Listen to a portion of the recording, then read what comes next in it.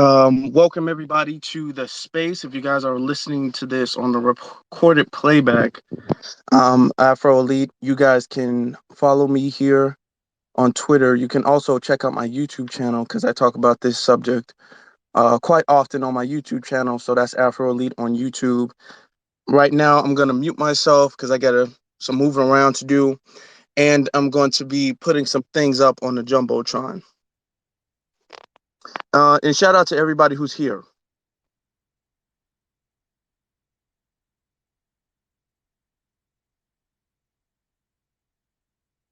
If you all can do me a solid and please share the space too as you're coming in. If you guys can please share the space. I gotta go through my um I gotta go through my Twitter so I can add some things to the jumbotron. Let me see. Hold on.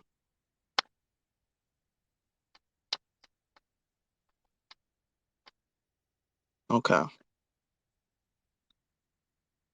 Okay. All right. So the reason why I had to make this space is because we've been talking a lot about reparations. And specifically for slavery.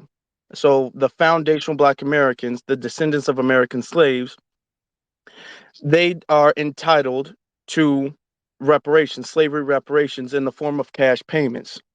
Now, the issue with this is now everybody, because we've pushed the issue so much so that it can't be ignored.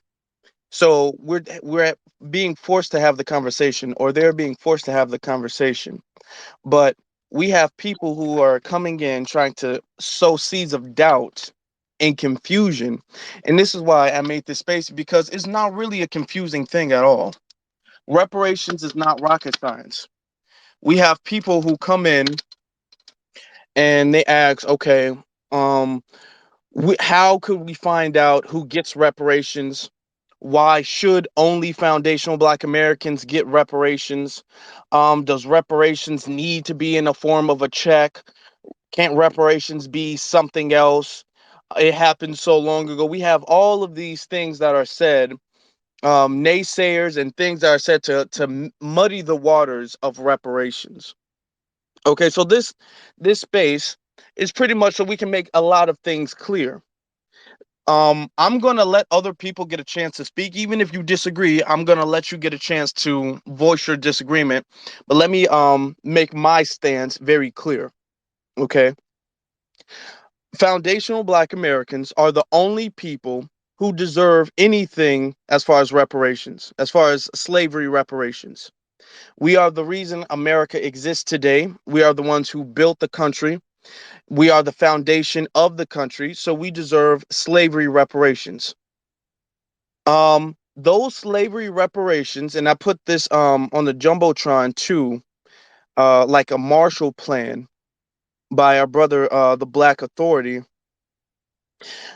Those reparations, first and foremost, come in the form of cash payments as checks, just like how we had the American government give stimulus checks to everybody in America because of the COVID pandemic.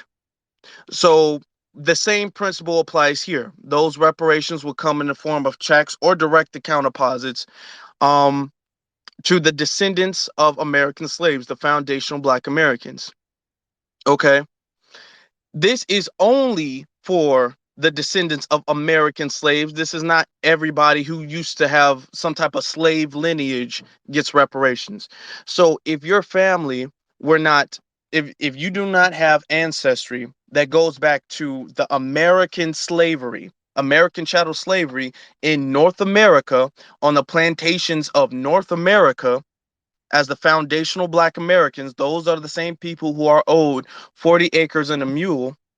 If your family were slaves in South America, your family were slaves in some other place in the world that is not North America, because there's only one country called America. And when we say America, we're not talking about the continent, because then y'all want to bring up, well, South America, that's kind of America too. No, we're talking about specifically North America. If your family are slaves Anywhere else, then you need to take that up with the government that enslaved them. The American government only enslaved, only had a select few people. When I say a select few, a select group of people enslaved. Only people within that group and the descendants of people within that group are owed reparations. Okay.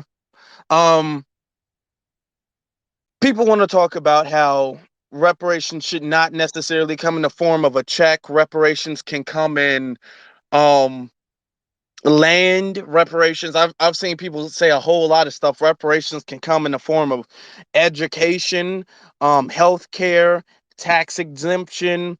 Reparations should come in the form of what gold. People, I've heard people throughout the years say a lot of different things except cash payments. Okay. Now, um like I said again, shout out to the Black Authority with his Marshall Plan that I put up on the jumbotron. So you guys definitely check that brother out and check out the plan that he came up with. We are owed a lot, but the thing is that without the money, you're not going anywhere. And when I say money, I mean American currency, not no cryptocurrency, not Bitcoin, not gold, American money. There's nothing, and people talk about land. There's nothing that we can do with land without any resource to develop that land or do anything with that land. If they gave us 40 acres, if every single foundational Black American had 40 acres tomorrow, with the resources that we have now, what would we do with those 40 acres? You need something to do something with that. There we couldn't make buildings. The land in and of itself, whether it's inhabitable or not inhabitable, is not going to do anything. You wouldn't be able to do anything with that land. Okay. Free education, that's not going to work either. There's a lot of educated, poor Black people in this country. A lot of poor Black people who have bachelor's, master's degrees. Education is not going to do anything. At best, education without the resources and businesses to work for other Black people, all you can do with your education is go apply for a job at a white owned establishment, at a white owned corporation, and you're a high paid employee by a white person who's ultimately going to make more money off of you than you will off of that, off of whatever job you get. Nobody's ever become wealthy working at a job, working at a 9 to 5. That's not going to happen. Why we're talking about reparations is because there is a growing wealth gap between um, Black society and white society. And experts say that that wealth gap is expected to grow incredibly, and that is expected that the Black wealth excuse me, the Black wealth will reach a medium of $0 by 2050, which is why it's important, because with the resources, then we can start developing our own economy. So we can start building generational wealth. Because if we're in a country that, well, I mean, we are, but if we're in a country with zero wealth at all, we don't have any economic power. When we're economically destroyed, we can easily be physically destroyed. This is not science fiction. This is something that is very serious. This is something that has actually happened to other people. If you deprive people of economics, if you deprive them economically, you can easily destroy them physically. A lot of our problems in black society, all of that stems from our economic deprivation. Once we get our economy together, pretty much every single other problem, every other subgroup, every other issue that we have will start to fix itself. Or at least it will be a lot easier to fix all of these other problems. A lot of these problems come from the fact that Black people are poor. A lot of them do. Now, we're poor because of white supremacy, but white supremacy, its powers the economy, which is why they strip that from Black people, which is why they allow other immigrant groups to come over here and they'll give those immigrant groups resources and um, um, checks and all these other set asides and benefits so they can have an economic base.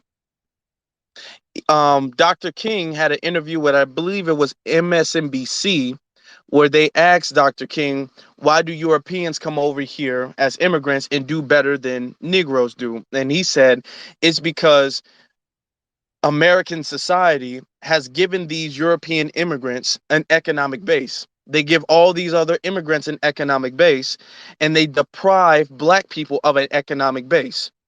And there's nothing that we can do if we don't have an economic base. So this is why this talk on reparations is so important.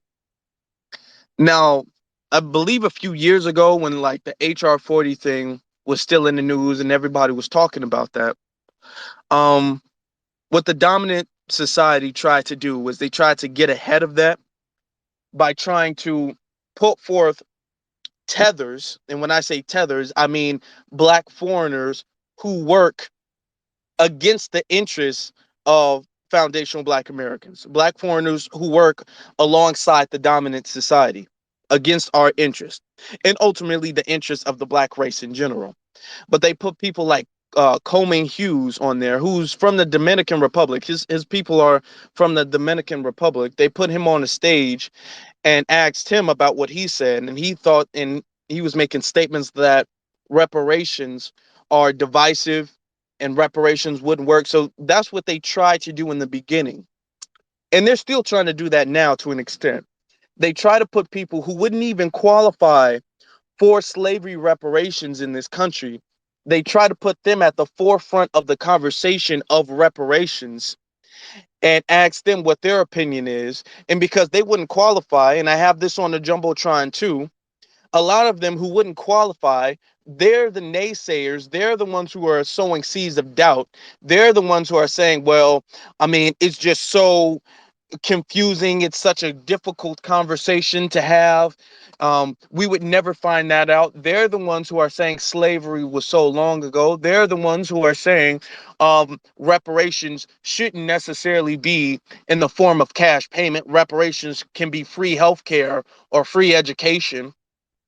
They're the ones that the dominant society allows to come here, and they boost them up and give them a platform. So when the tethers say, oh, I don't agree with reparations, they can say, well, see, reparations, that's a controversial conversation even in the black community. See, all black people don't even want reparations. That's what they've done. Now, as foundational black Americans, we have been consistent on our reparations. We've been consistently pushing the issue. So now I know they're having like a task force or so. The name slips my mind at the moment, but they're having a task force and they're talking about reparations.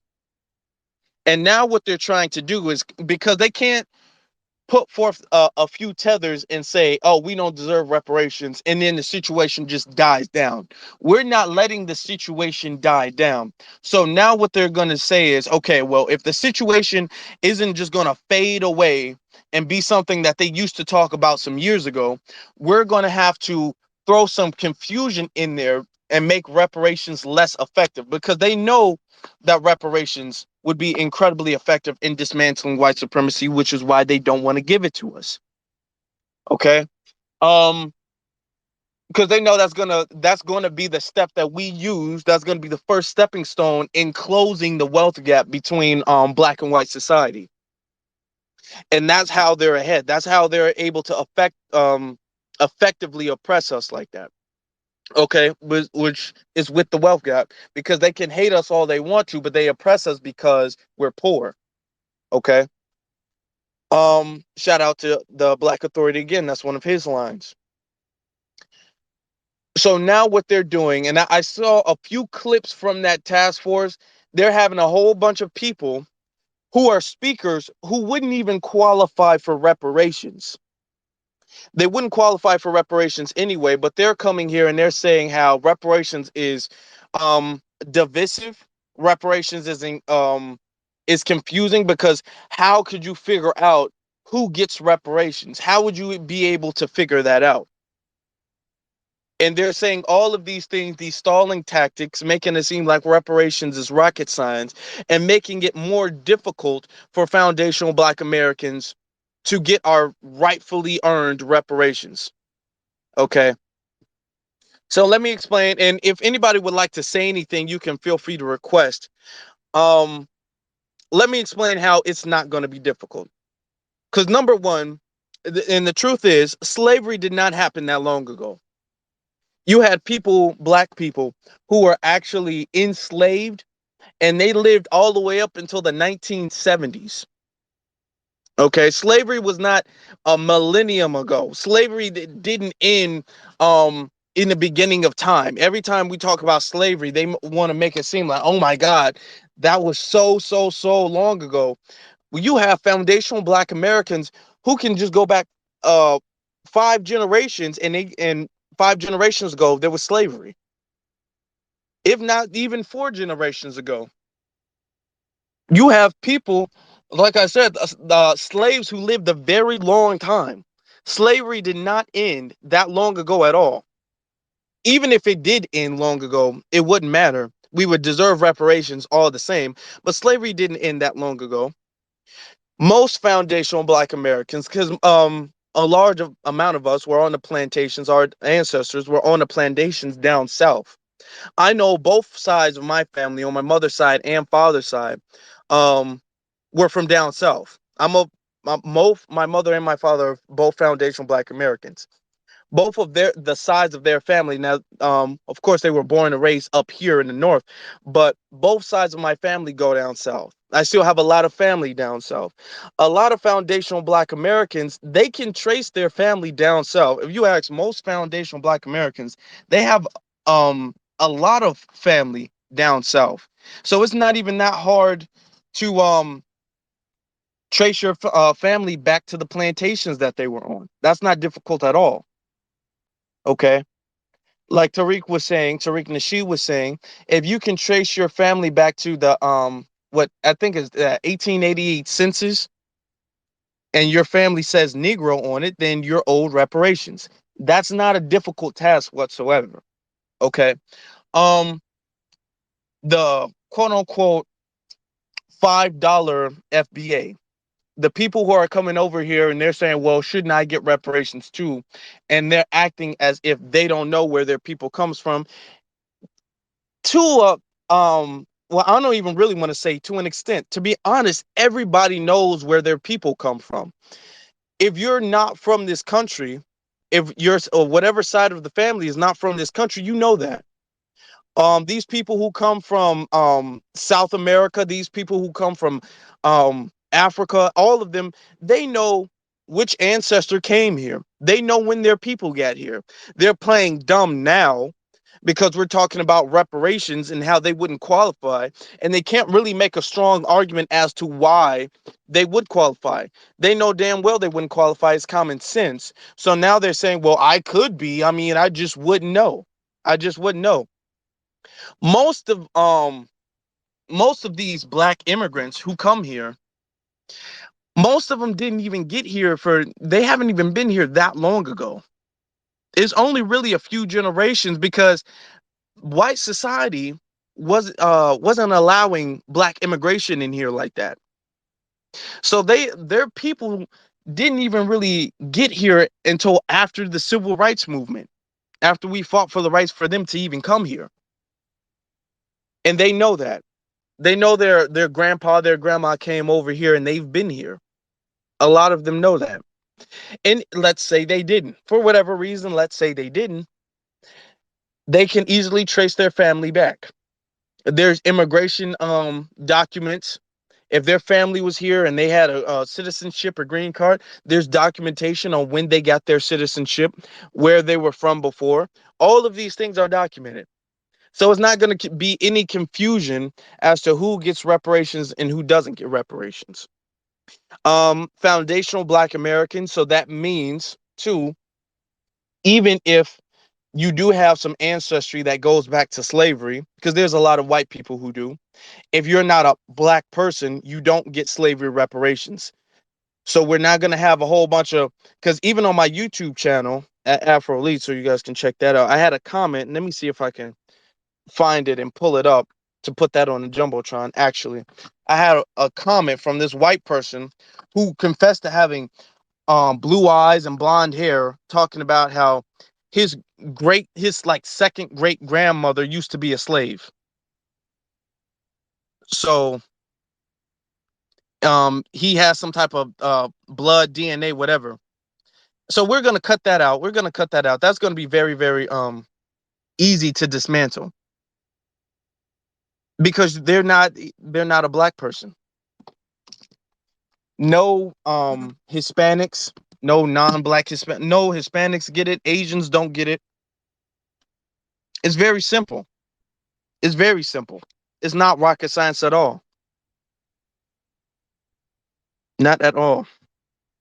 Like I said, if there's anybody who wants to say anything, whether you agree or disagree, if there's anybody who'd like to say anything about this, you can let me know.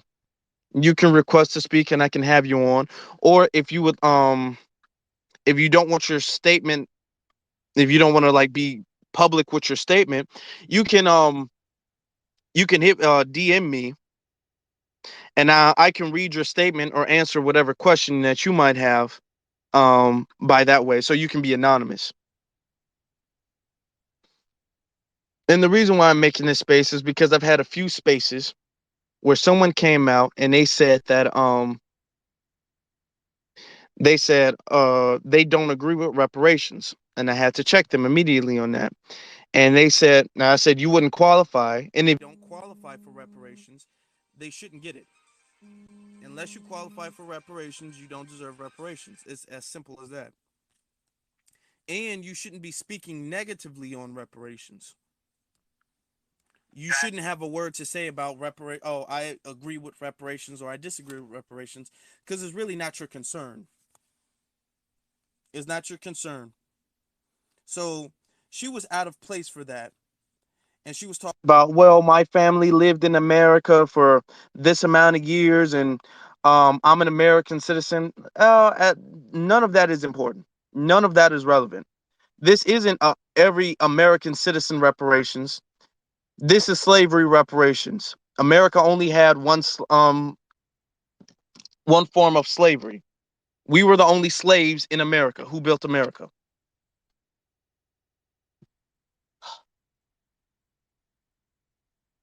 Excuse me, as I'm putting this thing on. I'm actually taking the I'm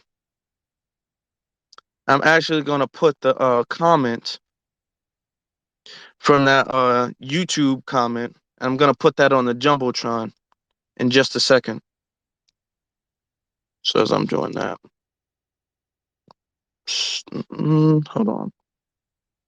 hold on for a second.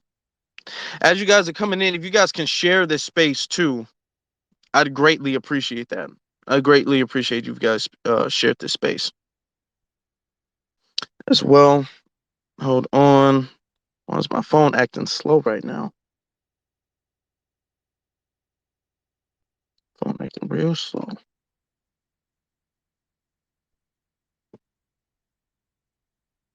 Okay, there we go. Okay, all right. Now I'm gonna put this. I just posted this on my page, so I'm gonna put this on the jumbotron. This is why we have to be very airtight with it, because if we allow other non-foundational Black Americans to be a part of reparations, if we allow any bit of wiggle room at all, then we might as well not have reparations, because reparations is what's going to close the racial wealth gap and give us a fighting chance. So if we give everybody an equal boost, if this becomes like another government stimulus check, we might as well not fight for it. We might as well not have it. So that's why we have to be very airtight with it. Like affirmative action.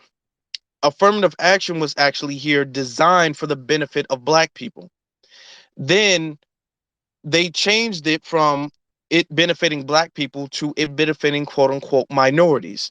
And then next thing you know, any and everybody uh conveniently were able to classify as minorities.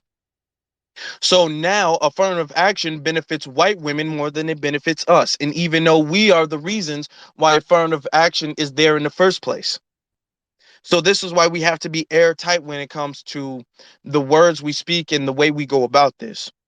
When we say foundational black Americans, we can't say this is black reparations and then have a whole bunch of other black people who wouldn't normally qualify for FBA reparations getting these reparations. We can't let white $5 Indians come. Well, my great great grandmother was a slave too. So technically, I feel like I deserve. No, we can't let that happen too. You would have to have classified for. You have to have been classified as black. Okay, you're not. If you're a white person, you can't bring up your second great grandmother's heritage. You can't bring that up. You can't use that. And the reason why, like I said again, the reason why it is so important for us to be careful about the way we do this is because let's say we allow Caribbeans and Africans to get slavery reparations. Then that breaks the seal. And the seal is supposed to be you only can get reparations if you are a descendant of American slaves. Those are the only people who get it. If you allow them to come and get it, they are not descendants of American slaves. So then that breaks the whole qualification. It throws it completely out the window, saying you have to qualify as a American descendant of slave to get reparations. So then when that comes in, when you let the black Caribbeans, the black Latinos, when you let the Africans come in, then you can't really argue against the other Hispanics coming in. You can't really make a case against the black Hispanics getting reparations and then not the white Hispanics getting reparations. And then when the white Hispanics come in, then you'll have a whole bunch of Asians coming in. Oh well, my people been oppressed in some way or form. And then you'll even have a whole bunch of white people. You'll have a whole bunch, I guarantee you'll have a whole bunch of Irish people coming in talking about how their ancestors were indentured servants. And then it'll just ruin reparations in general. And like I said, if we don't do this right, we might as well not do it at all. Because it's not going to change anything. We're not just doing this because we just want some money. We're doing this because this is what's going to change stuff. This is what we need to do to change things.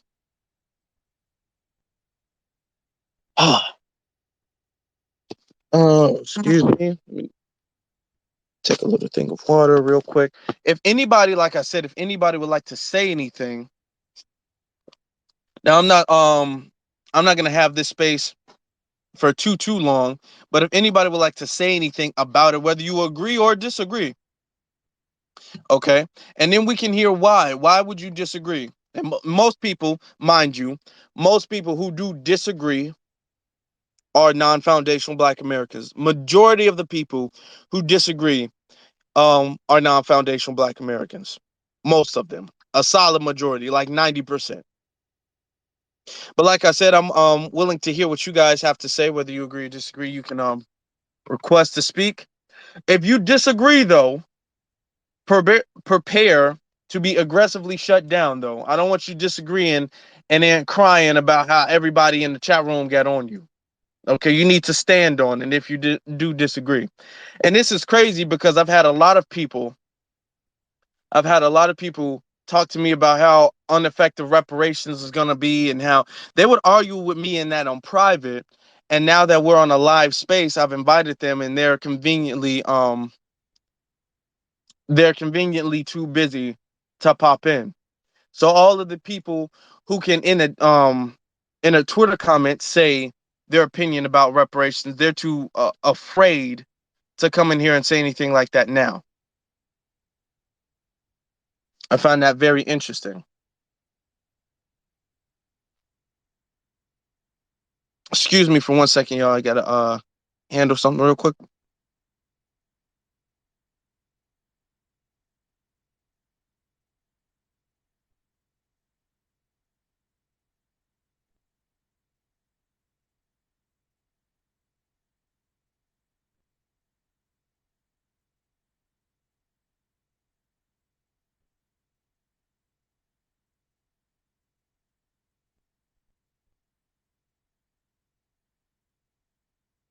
Okay, I'm back. I'm back. I'm back. I'm back. It's not rocket science. It's not rocket science. And anybody, and I'm glad, and hopefully you guys are looking at the jumbotron. Like I said, shout out to our brother Jason Black about with this. I'm gonna actually read off the points he was making about the Black agenda.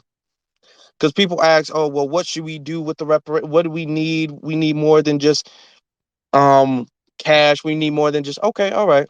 So here's what we're gonna do. I'm gonna read these off. I'm gonna read Jason Black's Black Agenda off. Okay. Let me see. Now, I'm gonna start off with the first point and the points that he make about the Black Agenda. Let me get this together. Actually, what I'm gonna do is I'm gonna pull this up on my other device. It's gonna make this a little bit easier for me to read this off. My phone is acting a little bit slow right now, but we're here. Now, the first point is now if you guys want to check this out later, it's going to be on my YouTube channel, Afro Elite on YouTube, so you guys can go subscribe to that and expect to see this later if you guys can't catch the whole thing. This is also being recorded too, so if you guys want to listen to the playback, you can feel free to do so. Okay. Number one, the agenda must address black people and only black people. Okay. And when he says black people, he means specifically the descendants of American slaves, the foundational black Americans. Okay. Um, One, any discussion of addressing black people's needs must focus solely on black people.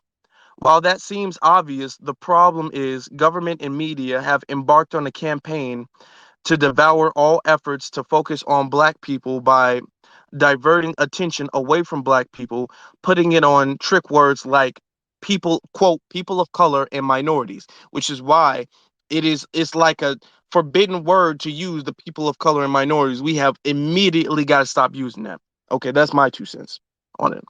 Um Continuing, which have twisted which they have twisted so much that minorities also include white people, women, gays, white identifying Latinos, etc., as their strategy to deny black people resources. Okay. Number two, black society's top priority is economic empowerment. Literally all black people's ill can be traced directly back to the lack of economic resource. From education to healthcare to housing, lack of money is the prime factor behind those issues. America has waged a never ending war to prevent black people from having economic resources for the exploitive benefit of the rest of society. There needs to be a Marshall Plan for the descendants of American slaves, patterned after the Marshall Plan that was initiated in Japan after World War II. Public and private entities must all be incentivized and required to participate, as practicing all of America's public and private entities have benefited from keeping black people economically suppressed. Okay. Now, number three, let me get this. Number three, make dismantling white supremacy public policy. Okay. Number three, the tradition of America is to practice white supremacy while pretending that white supremacy doesn't exist. They pretend they simply don't understand why the wealth gap, income gap, incarceration rate, and healthcare greatly favor white people and consistently penalizes black people. Okay. America has spent 5 decades pursuing a racial hold on, let me zoom into this. Oh man, hold on, my phone's tripping. Damn. Racial fabricated policy of war on drugs. It is time, racial fabricated policy of a war on drugs. It is time to make public policy of war on white supremacy in all its forms. In recent year, in recent years, if you are a pimp helping women to become prostitutes, you are classified as a human trafficker. Malcolm X said, "White supremacist violence should be prosecuted as an international war crime." The fact that pimping is now being elevated to the level to that level, but the original sin of white supremacy is not a crime against human decency. Okay. So number four, white supremacy and police violence is a human rights violation. When China or countries in the Middle East have police execute people based on their race, ethnicity, political ideology, the U.S. calls those human rights violations, and the United States, has invaded countries for that offense. America did not listen. America did not listen to excuses from these governments as to why it was acceptable. The United States needs to be held to the same standard. America has been using police to terrorize and execute black people with the support of racist district attorneys and judges in order to sustain white supremacy, to sustain systematic white supremacy. When you have systematic racial practices, it demands systematic remedies. Okay. Number five, schools can no longer be weaponized against black children. Schools, both public and private, operate on a standard practice of targeting black children from as early as Head Start to move them from the classroom. The typical strategy is to claim a child has learning disabilities or as a disciplinary problem, and that they are only and that there are only three solutions to the problem: put the child in special education to handicap his learning, put him on psychopathic drugs or psychotropic drugs, I'm sorry, to alter his brain chemistry, or have him suspended from school and even arrested. It says this leads to a disproportionate number of black students who drop out of school, which makes them far more likely to end up in prison. White students who express the same behavior don't receive the same treatment. Homeschooling for capable parents and let me zoom into this word. Hold on, let me see. Cultivation. Oh, I'm not sure how this cultivation cultivation of black education, man, I can't read right now. Black education academies that meet reasonable education criteria are the best method for addressing white supremacy in the classroom. I apologize about that, y'all. Number six, removing the prisons, monuments, and physical and institutions of white supremacy. Okay, so um black people pay taxes, and yet our tax dollars do something to us. Let me start from the beginning. Black people pay taxes, and yet our tax dollars do something to us that doesn't happen to anyone else. We're required to pay white supremacists to sit in front of our courtrooms, our schools, our parks, and our city halls. We have prisons that are set up primarily to serve as new plantations of America. Now, on my YouTube channel, Afro Elite, I go into how the prisons are pretty much modern day plantations. The prisons are modern day plantations. Okay. You guys can check that out with my link in the bio. But let me continue to read this. Now, for those who are just coming in, I'm reading the Black Agenda or Black Marshall Plan by our brother, the Black Authority, Jason Black. And this whole strip is on the Jumbotron. If you guys want to download this, save this later, if you guys want to read along too. So I was on number six. We have prisons that are set up to serve as new plantations of America via the 13th Amendment loophole. Okay, so the 13th Amendment loophole states that slavery is illegal in the United States with the exception of crime and punishment. So if you're punishing someone for a crime, if they are convicted for a crime, then technically they can be deemed a slave. Okay, and in no coincidence, most people who are incarcerated are black people, specifically black men who are incarcerated. Okay, and it's always been like that. Most people who have been incarcerated in this country have always been black people, and most of the people who are incarcerated in this country are incarcerated for non-violent drug offenses. Okay, that was just my 2 cents. Um, Continuing, in a cruel irony, Many states are closing schools but building prisons, and the laws are engineered to facilitate this vicious cycle. No black person should have to drive by a prison while schools are being closed, nor should they have to go to a city hall or courtroom or school and walk by an image of a human rights violator. Okay. Symbols of white supremacy belong in the museum, not in the public square. Okay. Now this is my 2 cents again. Um, you don't see in in what's it, Israel. You don't see any statues of Adolf Hitler. You don't see in their city halls or in their courtrooms or in their anywhere you go in their hospitals. You don't see swastikas. You don't see Nazi memorabilia. You don't see the brown uniform, what they call the brown soldiers or brown uniforms or something like that. You don't see Adolf Hitler. You don't see the Nazi salute. You don't see anything like that. Now they'll have museums where you can go and you can study these things, because remembering the past is very important, but it's a different thing from remembering the past and lionizing the past. Statues are naturally made to lionize certain people. So when you have a statue of J. Morrison Sims, someone who practiced modern day, or he was quote unquote the grandfather of modern day gynecology by practicing gynecology, or the study of human vaginas on enslaved black women. And he's been made statues of and placed on hospitals for years. You literally have statues of Christopher Columbus that are very recently been taken down within the last few years. They've been up for generations. You have statues of Confederate generals who've been around for years, and they've only recently been taken down. They've only recently been taken down.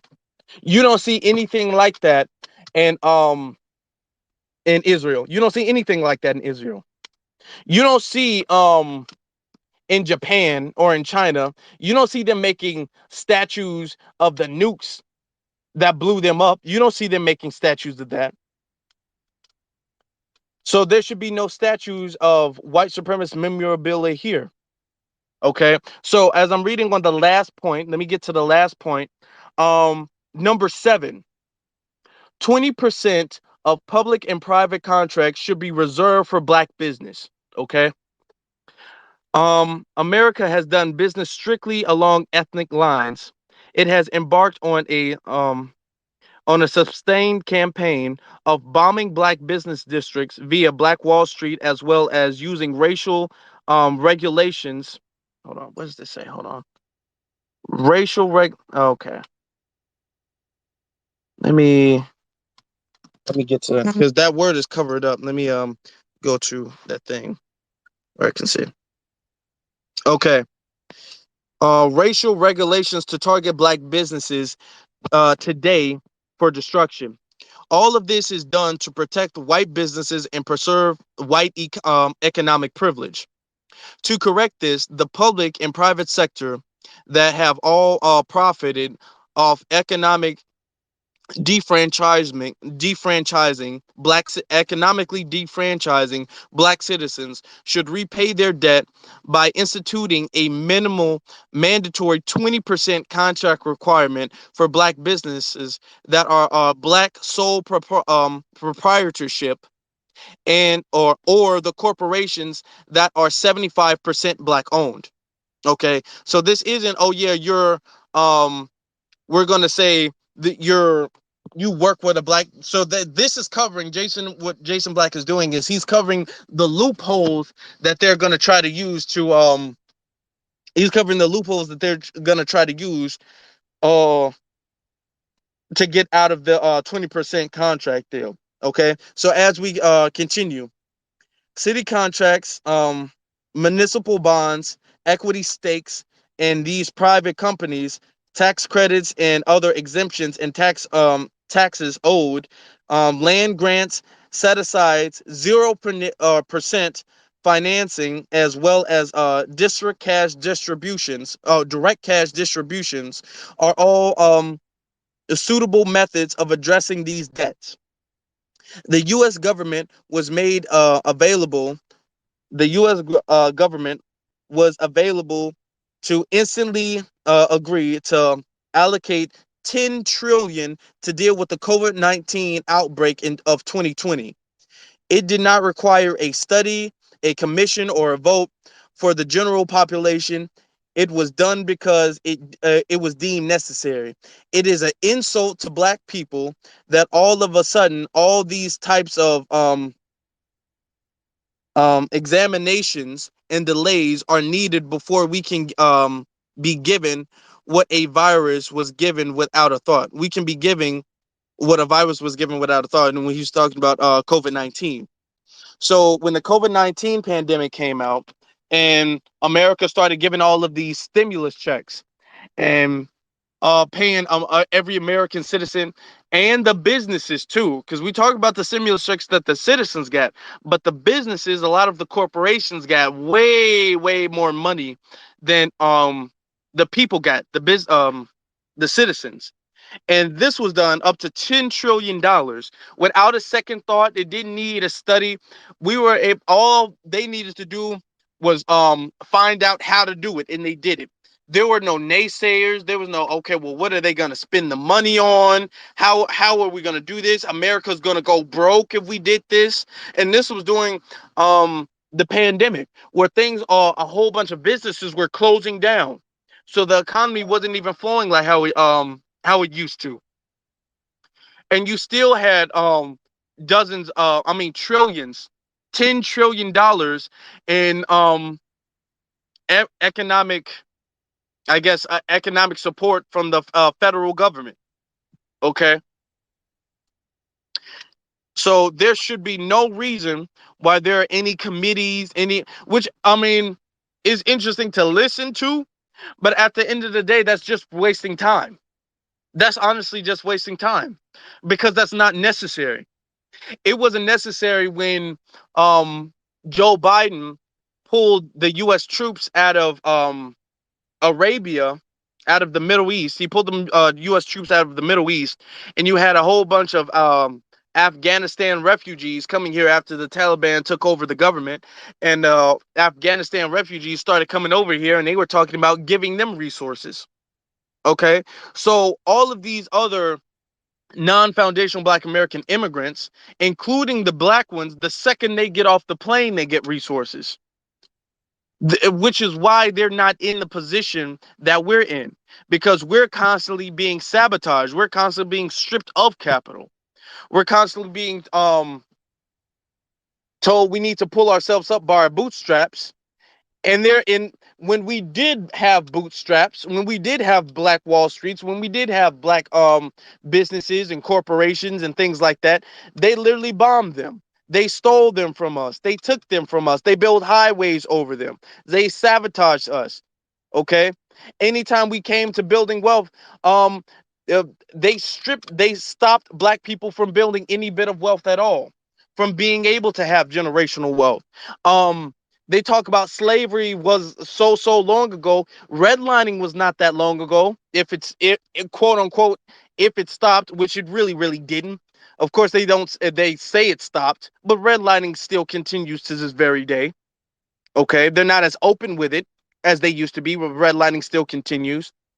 All the highways that they build, destroying with the damn, what's that term? Slips my mind. What is that term that slips my mind? Convict leasing all of the property that we could have had and we could have built generational wealth off of, that they took and said, you know what, you guys don't get this anymore. You Negroes find something else, with convict leasing that they did from us.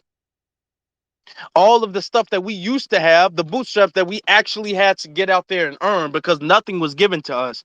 The 40 acres and a mule that were owed to us was not given to us. And it was owed to us because the Union would have lost the Civil War had it not been for us. So that was something that was owed to us and our people. And we didn't get that. And even if we didn't get that, we still have black people becoming millionaires a generation after slavery. Okay, starting businesses, inventing great things, doing things for ourselves and being sustainable by ourselves with our own black economy. Okay, despite the fact that we were under Jim Crow, despite the fact that you still have black people who are sharecroppers, but despite all of those facts, black people were still out here putting in the work, getting it out the mud, and making it for ourselves. And every single time, we're talking, what's that damn, what's the name of that beach? If anybody can help me out, there's the I think a beach in California. I forgot the name. I forgot the name of that. But we had property, we had land and resources, and all of those things were stripped away from us. Okay, and they know that because they know when we have an economic stand, when we can stand on ourselves economically and support each other economically, when we don't need them, then they'll ultimately be overthrown, which is why they always suppress us when it comes to our reparations. Okay. Um, And that's why they allow all these other non-foundational Black American groups to come here and get reparations. Now, somebody just requested to speak. I let them speak. Maybe I don't know if you dropped out. If anybody wants to say anything, if anybody has anything to say, you guys can feel free to request to speak your mind on this subject. Okay. So somebody did forget your name. Somebody did request. I just approved you. I don't know if that was an accident or something. But if anybody would like to say anything, you can feel free to request to speak. And if you guys want to listen to this in the beginning, of course, the space is being recorded, so you guys can go back to the go back on my page. And you can watch this. I'm also, like I said again, I'm also going to be putting this up on my YouTube channel on Afro Elite on YouTube, so you guys can be expecting to see that sometime soon. Um, speaker, I'm not sure. Okay, you are on. I'm on. Like, I'm not sure what's going on. I keep allowing you to come in, but brother Quincy Muhammad, you can what's on your mind, brother? Yeah, but I just wanted to tell you that was Bruce's beat you were looking for. Oh, thank you, Bruce. Bruce's Beach. Yeah. Okay, but yeah, exactly, Bruce's Beach. Bruce's Beach. Can you imagine what type of generational wealth could have been built off of Bruce's Beach, and that was stripped from us? Now we're talking about when we talk about the 40 acres and a mule. When we talk about the 40 acres and a mule, it wasn't just, if you guys know the actual the land that was going to be given, it wasn't just any random 40 acres give that to black people. The 40 acres had to be sustainable land that you can grow crops on, land that you can use to develop other things and build wealth. When, for instance, if a business burned down, if whatever it is, a restaurant, let's say a restaurant burned down, you have the damage that the equipment is, the actual building, however much the building was worth, and however much the building, like the equipment, the stove, the register, all of that stuff, the furniture in there, all of that stuff is worth, and then you can find a check for how much stuff that is worth. But you have to think about how much business they've lost, how much money they've missed out on by that business not being there. So you can't just give them a check for exactly how much the damage is of the building being burnt down. Think of how much money they missed out on by them having their business being burnt down and them not getting any business. Can you imagine? Not just because people talk about, okay, let's calculate how much 40 acres would be today. All the way back from 1865, 40 acres and a mule today, and then we'll just translate that into U.S. currency today. You have to think from 1865, if every black person got 40 acres and a mule, and Dr. Claude Anderson says it was actually 40 acres a mule and $100, which is a lot back then. But even if we say it's 40 acres and a mule, right? How much generational wealth could have been built off of the 40 acres and a mule up to today? To you, if we can honestly, we can't even really calculate that. Who knows how much potential could have been built off of the 40 acres and a mule? Okay. Now you have majority of the wealth that's frozen in the dominant society. So it's very, very serious. It is very serious. Um, like Jason Black said again, the reason they oppress us is because we are poor. Now they're gonna hate us regardless. Now that's why I don't entertain anybody saying, "Oh well, um, this is gonna divide people," and we should. That was coming up when we first started talking about reparations. How reparations is divisive and is gonna divide people. So the hell what if it does? Honestly, so what? It doesn't matter. It doesn't matter because nobody sticks up for us. So it's up to us to stick up for ourselves. Okay, you have gentrification going on all over America. Black people being pushed out of everywhere. Okay, this isn't the situation is getting when people talk about how this has become the situation is getting better and we're making progress. Maybe socially we've made a lot of progress, and I wouldn't even really say a lot. Maybe socially we've made some progress, but the situation is actually getting a lot worse. In a space I had a couple days ago, I stated how it's getting harder for black people to own and maintain their businesses. Most black people pretty much go broke building a business, whether it's a restaurant, a beauty supply store. Most black people put 100% of their money in that, all of it in that. And then most black businesses don't last longer than a few years. Most black businesses crash within a few years. Okay, because of our economic deprivation. Because of that, so it's up to us to stick with each other. It's up to us to help each other. This is why reparations are important. We're not just asking for reparations because we want money, because we realize, us as foundational black Americans, we realize economy is the power of white supremacy. That's like the heart beating in its chest. Okay, that's why they're able to effectively do everything they're able to do. When black people earn, when we finally get our reparations, we can start building our own black economy. We can start having our own black hospitals. We can start having our own black schools. We can start having our own black courthouses. We can start having our own black everything. Okay, and this will improve the lives of pretty all black people, especially foundational black Americans, but even other black people will benefit off of this. And eventually this is what's going to get the entire black race, because let's not have this mistaken. Okay, white supremacy is global. White supremacy oppresses black people all over the world. It's not just foundational black Americans. Now, slavery reparations only go to foundational black Americans. Let's not get that confused. But all black people around the world is oppressed. Now, foundational black Americans, we're the ones who are the primary targets among the black race of white supremacy. We're the ones who are most equipped to fight it. We're the ones who have the most W's against fighting it. We're the only ones who've consistently fought against it. This is why it's important that we get the reparations, because we will use it. And even if there are a few black people who will spend their reparations, let's say they blow their reparations. Even if there are a few black people who will blow their reparations, okay, that's okay, because there will be enough black people who will who will use the reparations that they do get. They will connect and link network with other black people, and there will be black people who will eventually build and strengthen a black economy.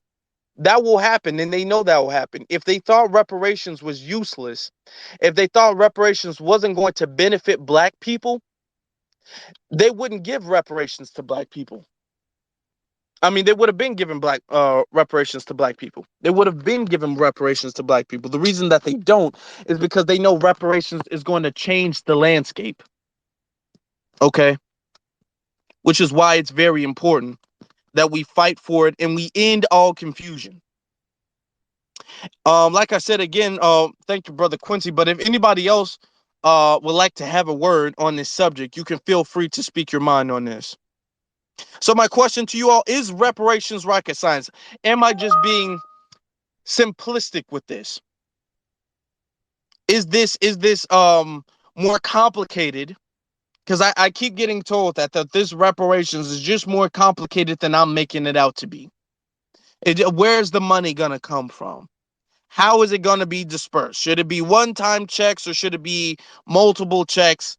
Is it going to destroy the economy? Can we afford to do this right now? Who would qualify for it? Are there a long laundry list of questions that I'm just not asking, that I'm just overlooking? Am I just making this too simple? And I don't see anybody disagreeing, so I don't think you guys think that. I don't think you guys think that.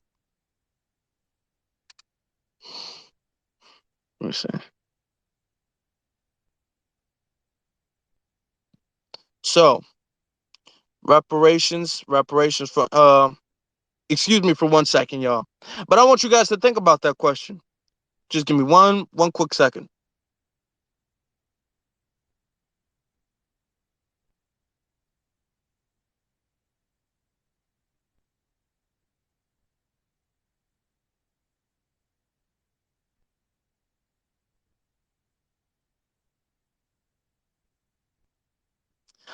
Like I said, if I know you guys are busy. If you guys want to catch this from the beginning, this space is being recorded, and I will be putting this space on my YouTube channel at Afro Elite on YouTube. So you guys should definitely go check that out when you guys get a chance.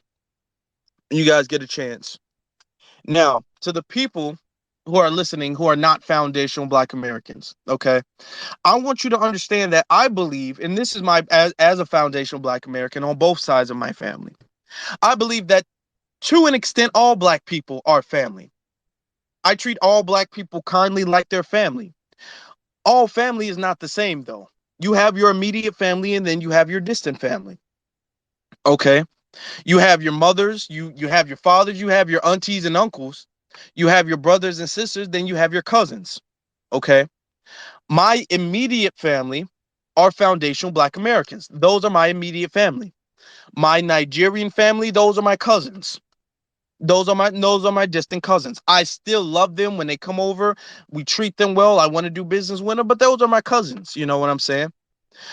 If I was to give an opportunity, I have to look out for the people in my household first, in my country first. So those are my brothers, and so I have to look out for my people first. This isn't to say we don't like you guys. This isn't to say anything like that. Now I know there's been a lot of back and forth between foundational Black Americans and non-foundational Black Americans, the black what is it called? The Black foreigners.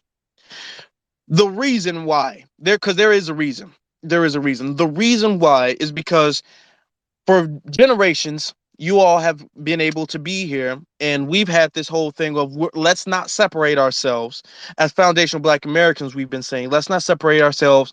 All Black people come from Africa. We're all from the motherland. We're all the same people. So we all need to do this together. The thing is with that is that you all, and when I say you all, I mean the Black foreigners, have not seen that the same way. And the thing is that's not really true. We are different people. We are not African people. No disrespect to Africa, but we're not African people no more than Jamaicans are not African, no more than Haitians are not African, no more than Trinidadians and um, Dominican Republic people, no more than they're not African. We're foundational to America. We're foundational Black American. That's not disrespectful or a diss. That's not ignoring our heritage. That's acknowledging our heritage. There are Black people who are native to this land. That's acknowledging our heritage. That's a historical fact. That's not no tinfoil kufi. That's not nothing like that. These are historical facts. Okay. So when we say we have to look out for us, this is because of the fact that we have been the only people who recognize that white supremacy is a global thing collectively. Now you do have some non-foundational Black Americans who come over here and they've tried to unite all Black people, like Marcus Garvey and Others have tried to do that. So I'm not saying all, but I'm saying collectively, we've been the only people pushing Pan Africanism. And we've constantly been getting sabotaged, and we haven't been able to differentiate who's been pushing us forward and who's been sabotaging us. And now we're at this point where we're cleaning house. This is why all of this back and forth between foundational Black Americans and non-foundational Black Americans has been going forth, because cleaning house is 100% necessary in order for a group to progress. If you guys have a garden and you want your flowers to go, you have to pull the weeds. And a lot of Black foreigners, a lot of the tethers have been acting like weeds in the garden, and they've been destroying the plants. I have on a jumbotron a whole bunch of people who wouldn't even qualify for slavery reparations coming up here saying, "Oh, I don't think Black people should get reparations. That happened a long time ago. How will we know what to get? You didn't earn reparations. You were never a slave." Those are the weeds. And what you do to weeds in order for the plant, the not the plant, in order for the garden to grow and to prosper, is you have to kill the weeds. You have to pull the weeds out from its root, and you have to get rid of all the weeds. So that's what we have to do. That's what every society has to do. Okay, white society does this very well. Okay, let's look at an example of Kyle Rittenhouse. Okay, Kyle Rittenhouse went down to Georgia to kill Black people. Let's keep that real. He didn't go down to protect any business. That's a lie. He went down there to kill Black people. White people got in his way, so he killed white people, and he had the dominant society supporting and sympathizing with him, giving him $1 million in donations, having him on stage like he's some type of American war hero, treating him like he's some type of um icon, American icon, because what he did was he weeded the when it comes to white supremacy, he weeded the weeds out. They don't like people who go against their group, white supremacy. And they'll kill anybody who goes against, they'll kill a white person for helping a Black person, as they've done so before. Like Kyle Rittenhouse. Kyle Rittenhouse got away because the white people he killed were helping Black people, and they were deemed as nigger lovers. And he set an example. This is what happened to all of you all who are off code. White society knows this very well. They know to get the traitors out of the group. They know to get their naysayers out of the group. They know that very well. The issue that Black people, foundational Black Americans, have had is we've just ultimately been too nice. We've wanted everybody to live great, wonderful, prosperous lives, and we've assisted with all of these other groups living great, wonderful, and prosperous lives. If we're gonna be completely honest, most of the world that is prosperous today is because of us. It can all be traced back to us in our work. Every country that America has done business with, that were their economy was able to grow and get out of third world status, which a lot of China was not that far from third world status. Very recently, I believe Japan was classified as a third world country all the way up until the 90s, the 1990s, I believe. Not China, Hong Kong, I believe it was, in the 1990s. And America was able to do that because foundational Black Americans built America. Any place America was able to quote unquote help or anything like that is because of foundational Black America. Is because of America and because of foundational Black Americans. Any refugees, as they're having the whatever's going on, well, not whatever, uh the situation with Russia and Ukraine right now, and people are talking about bringing Ukrainian refugees over to America. There would be no America if first off, we wouldn't want them over here. The Ukrainians are racist as hell, first of all. Second of all, refugees do not help Black America. And third of all, they will be given another excuse as to why we couldn't get reparations, because they need to focus on Ukrainian refugees. So no, I do not, and this is a statement from me, I do not at all support Ukrainian refugees going over there. They need to get it out the mud and fight off the Russians. That's their business. What are they running from? Okay? You either fight for your country or you die fighting. That's the way I see it. What are they? What benefit would refugees be to us anyway? I can tell you how it would be very harmful to us, but I can't tell you how it would be beneficial in any way. So I do not support that. To be honest, foundational Black Americans need to kind of calm our support down of immigration in general. We've had this conversation, and this is what really got this popping off between, like, I guess, the African diaspora back and forth that we've been having. How does immigration benefit us in general? And it really doesn't. It's only harmed us. We've worked for all of these other people to come here. We support their businesses when they come here. We fight for policies that they become the number one beneficiaries of. And then they turn around and they'll shoot you if they accuse you of stealing from their damn corner store.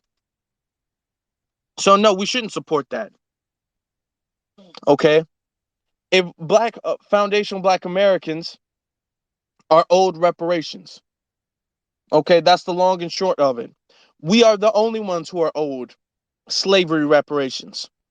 The only ones. I don't care if you've been here for a long time. I don't care if you are an American citizen who's from Jamaica. I don't care if you're I don't care. None of that matters. None of that matters. Now, one thing too, people brought up people, and like I said in the beginning, because I've seen people jumping in and jumping out. If anybody would like to request to speak, you can feel free to do so. You can request to speak. Um, you have, and I've been getting back and forth with a lot of these anchor babies, a lot of these people who've had their mothers, primarily their mothers, come over here, have a child with a foundational Black American, so they can be an anchor baby. These half breed foundational Black Americans, and even if they're not necessarily anchor babies, um, they're not full blood foundational Black Americans. Now, the issue is that is because they like to play both sides of the fence. They like to play both sides of the fence. They're the ones who are saying, well, I qualify for foundational Black America. I qualify for slavery reparations. And I say no, because they have a tether mentality. They have FBA blood running through their veins. So that's why they feel like they get to have a word or two in the conversation. Because if you're not a foundational Black American, you really don't deserve to speak on the reparations claim at all whatsoever. You really don't. The only thing you are permitted to do as a non-foundational Black American on our justice claim for reparations is nod your head in agreement. That is the only thing that you're allowed to do. The only thing you're allowed to do is what we permit you to do, and that's from right now. That's what we're permitting you to do. You're not allowed to say, well, I just feel like reparations is a little divisive. Well, I just don't know where the money's going to come from. I just don't agree. I just think it's going to destroy the economy. I don't give a. I don't. I'm trying not to use profanity, but I don't care if it does destroy the economy. We built it. We have the right to destroy it if we want to. Okay? There would be no economy if it wasn't for us. If reparations destroyed the economy, then down with America. Then we still deserve that reparations. Okay, I don't care if somebody came from the future and said if foundational Black Americans get reparations, then an alien invasion will come and try to destroy all of mankind. Well, I'll say let them come. I still want my reparations. Okay, we'll fight them off with the power of the Black economy that we're gonna build with our reparations. There's no excuse as to why we shouldn't have it. I don't care what it does. I don't care how divisive it is.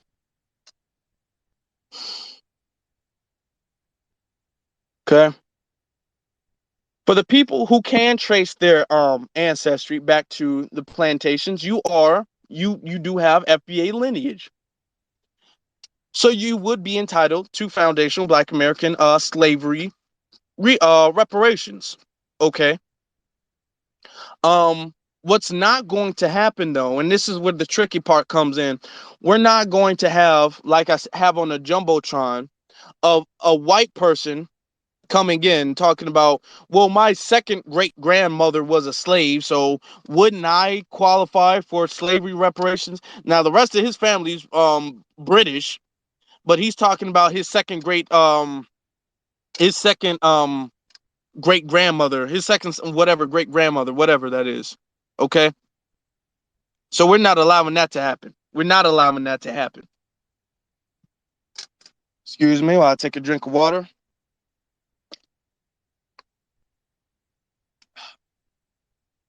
Now, um when it comes to conversations about slavery reparations, we have to shut down any bit of noise, because the thing is, like I said in the beginning, the thing is the dominant society is on a thing where they're kind of biting their fingernails right now and trying to plan ahead and sabotage it before it is. The dominant society really likes to think ahead. So they're planning on, okay, when the reparations first became an issue. Now, mind you, when they say we're not getting reparations, we are actually making significant progress when it comes to getting reparations. When I was younger, reparations was not even a thing that we used to hear about. We didn't even I didn't even hear about reparations at all. Now you have presidential candidates talking about reparations and cut the check. Okay. Then you have city committees, people talking about it on the news. So the fact that people are even talking about it is progress. So they knew people were going to talk about it. They knew they could. It is not no fringe group. We aren't no Russian bots. Okay. We aren't conspiracy theorists or anything like that that they can kind of say to discredit us. They know that. So what they try to do is they try to elevate a lot of tethers. They try to elevate a lot of these black foreigners who come here and they go against the black agenda. Those are tethers, black foreigners who are here and they act against the black agenda and they act against the dominance. They act in the benefit of the dominant society.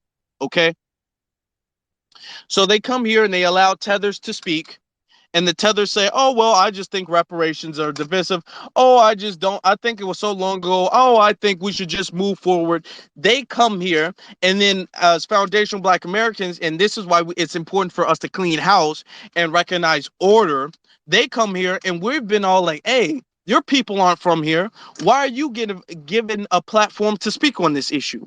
Hey, your people aren't from here. You don't deserve, you wouldn't get reparations regardless, so you don't qualify for it. Okay, they wouldn't qualify for it. I don't care how long their people have been here. If your people were not slaves here, you wouldn't qualify for it. Okay, and most of their people have not been here that long either. Most of them haven't been. They've only been here for a few generations. We've been here since the very start, before this country was even a country. They've been here for a few generations. Okay, so we've cut that out. So now they can't say, well, majority of black people say that they shouldn't get reparations. So now what they're trying to do is they're trying to muddy the waters. They're trying to blur the lines of who gets reparations. Okay, it's like if you guys have ever had a crack in your window. If there's a small crack, eventually it will become a bigger and bigger and bigger crack. A little bit of rust on the car eventually grows and the whole car is rusted eventually. So what they're trying to do is they're going to have a committee, they're going to have a chat room or whatever, and then they're going to throw a Jamaican person in there, and then that Jamaican person's going, and then eventually that's going to become a Jamaican person, then it's going to become a Nigerian person, and then it's going to become a Ethiopian person, and the waters get muddy to either what they're trying to do is either we don't go through reparations at all, or reparations is so vague everybody gets reparations and it just works like a stimulus check. Okay, which is why we have to be airtight about it. It's not rocket science. It's very simple. Um, sister, QJ, the writer, your request is to speak. You can unmute yourself. Thank you so much. Hi, everybody. I'm just so appalled by people who keep arguing about this. I just retweeted this and said rocket science is not this hard as well. It's really sad, and it's a disgrace to the present descendants of the Caucasian race, in all honesty. I hail from Nigeria, and I was born in the UK, and I understand all the problems that you've listed. Um, as a matter of fact, I had to come back to the UK after spending my childhood in Nigeria. And when I hear fellow Nigerians argue about, this topic, people in the media, for example, people who um, have made a lot of mockery about, foundational Black Americans, um, or those who call themselves ADOS. And I just marvel because it's just so sad that you would want to take the birthright of someone else. And you've just said everything eloquently already. I'm just really hoping that by some sort of divine intervention, or some sort of cosmic power, some sort of power like karma, really visits, such people who are so greedy and can't wait to jump on, the rights of other people. I try to remind other Black people who are not, foundational Black Americans, or ADOS, or whatever people prefer to use as a description. I try to educate people all the time to let them know that even for those of us who have the roots, the so-called roots intact, in a case where your parents never experienced slavery, and had to migrate willingly without being forcefully snatched from any shores and all that. I try to educate such people to let them know that everything we're seeing today is all because we, as a race, because we've got loads of tribes. For example, in Nigeria, we've got numerous, like over 200 tribes, where what people hear about in Nigeria is just three major tribes. And you've got a lot of successful people who hail from the three major tribes, but you've also got loads of successful people who hail from the other tribes that you don't really hear of. And I just say to people, the pain involved in going through that, the whole slave trade period, you know, all the, mental stress and the emotional abuse, the verbal abuse, the, physical abuse, just name it, is such that we all should be fighting for those who are truly foundational Black Americans today. And it's 2022. So it's really not rocket science. And rocket science is not really that hard. So I really Can I, just can I hope ask that a you question? keep on. Sorry? Yeah, can I ask a question real quick? Go Now ahead. you Go said, ahead. okay, you said you're Nigerian. You were born in Nigeria and then you moved to the UK. No, I was born in the UK just because my parents just came here to study at the time. But my parents are originally from Nigeria. So it Okay. was just a matter of being born here. But I just say, I still don't easily claim or tell people, oh, I'm British, I'm British. No, I just say I'm Nigerian. Because at the end of the day, just being born somewhere um does not really like equate to people who were forcefully taken Mhm. away from the fatherland and motherland. So Okay. Okay. being aware, being having the experience of growing up in Nigeria, and now moving to the UK in my late 20s, that really just made me aware of all these problems that you have with. Okay. I have another. Yeah. Okay. Okay. I have another it- question. Now you said yeah. that you I guess you have disagreements, you have arguments with people who Mhm. deny or who mock foundational Black Americans getting Yes, yes. reparations, right? Now, Everything those even with the people, mockery, okay, we let me still finish. Let me emulate finish you. the um those people who come who mock the reparations or who are the naysayers of reparations, Mm-hmm. Mm-hmm. um those people, they're not also Nigerians, right? They're in Nigeria, or those are the black people. And you, where are those black people from? Oh, some of them just, happen to just be born here, like myself, and they just, Born, you said born. argue When you blindly. say born Some here, of you them, mean born in some of them are Nigeria? Jamaicans. Some of them are Jamaicans. It's a mix of people that we have here in the UK as well. People that Okay. we mix with. It's just the same situation where people come from different places, because this is what the Western world has actually created, the mess they created, and they're not even ready to repair anything, even with the state of the nations in Africa, with all the divisions of the land boundaries, and creating and just cutting out the whole pieces of land, and making it seem like it's some sort of piece. It's like just cutting out like a piece of like a puzzle, and like cutting out little pieces, and snatching up some pieces and saying these are mine, or those are yours, and because we're Hmm. both white, we can just work together, and just keep on harassing these people with guns, because it was all about the guns. And one thing I want foundational Black Americans to realize is that this whole history, that these perpetrators of this crime, this hideous crime, you know, um, heinous, disgusting, terrible, horrible crime, called slavery or enslavement of other people. Because I say to people, there was no one born a slave. People were enslaved one way or the other. And it's the Okay. same thing you have even, in modern day slavery today, with people being trafficked across borders and all that. So I try to educate people and say that the mass of people who migrated, or sorry, who were enslaved and taken across the borders, from places like West Africa, where you have the Atlantic Ocean, and where you had all this. Okay. Well, I love your energy. I really, really do. I'm gonna let you finish your point, but there's a couple things that I'd like to say, and I don't want to like lose track. There's a couple things I'd like to say. So, if you could kind of like summarize your statement, I'm gonna let you finish your point before I continue with the space.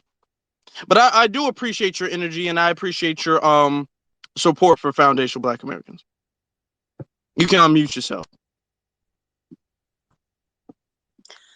Yeah, thank you. I've always just known that this time would come where the descendants of FBAs would definitely speak out, and fight for this reparations, which are definitely overdue.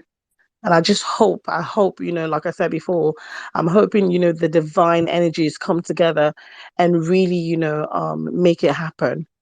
Because at the end of the day, like you said, you're going to have naysayers, you're going to have people who try to pretend to get into the game so they can snatch, some benefits off the whole back of original FBAs. But I'm just really rooting for you all, and I'm so sorry about the whole bunch of weeds that we have.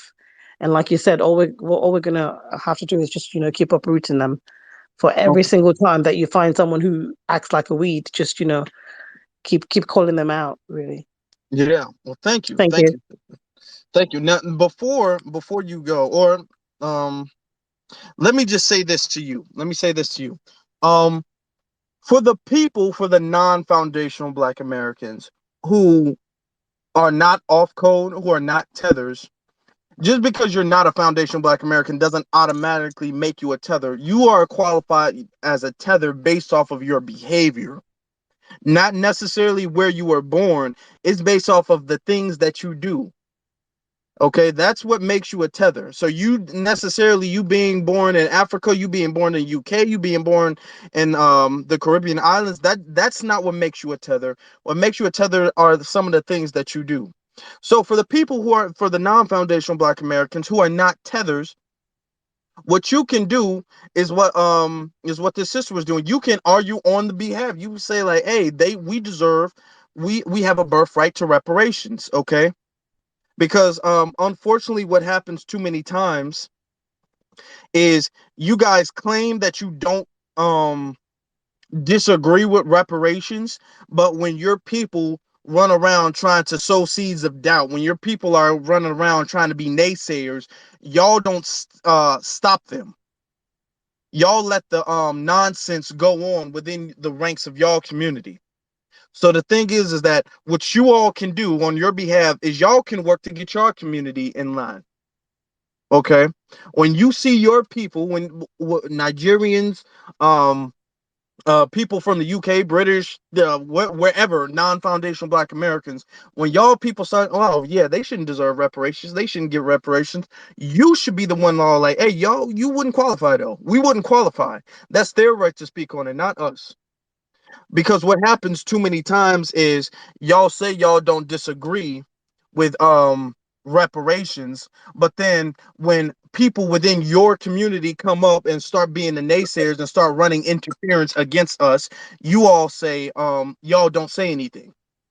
Okay, Oh, so that can be something that you all can do that's progressive as well. Julian, you can unmute yourself. what's up?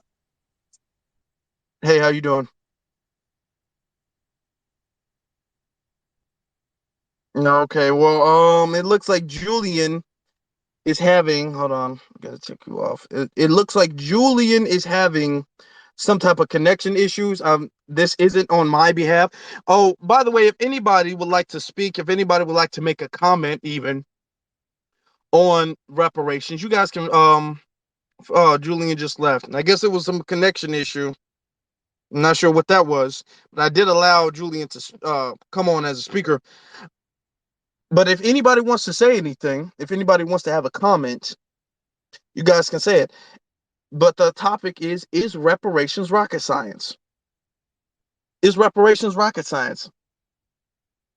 Um, I'm not sure. You're Julian. You keep requesting. I'm trying to let you on to speak, but I don't know if the Twitter space is tripping, or I'm not really sure what's going on.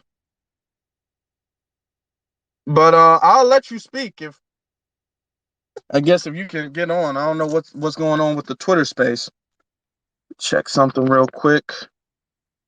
Read up on this, but yeah, the thing and the people who come in, we're going to have to get better, family. And I know we're very opinionated people. I know we have a lot we'd like to say. Um, and that's great. All of those things are great. We should kind of work on getting better at being more concise. Even if I don't say getting to the point, we got to work on kind of elaborating ourselves more articulately. And that kind of, and I know and this isn't directed at one person at all, but I've had a few spaces, and as I'm letting people come up, I'm letting you guys know now. I said this in the beginning of the space, but if we can get to the point, I don't want people to come in and then they try to change the subject, because that happens a lot too. And if you all do come in and you try to change the subject, then you will just be dropped. Okay, we're not playing those games, because time wasting tactics are ultimately white supremacist tactics. People who want to troll, ultimately they're time wasters, time and energy wasters. Time is a resource. Okay, they're wasting time, which is ultimately working against foundational Black Americans. So we can't afford that. We cannot afford that. Hold on, let me see something. So hold on for a second. Let me get something to drink real quick. How long have I been on here? I gotta check my not my Instagram. I do have Instagram, but I gotta check my Twitter a little bit later on, because people sending me messages and stuff like that now. But like I said, reparations is not rocket science. It's very simple. It's very, very simple. We need a total Marshall Plan, but that starts with cash payments because, like I said in the beginning, and I have to keep stressing this because people keep saying, well, reparations can be land. Reparations cannot just be land.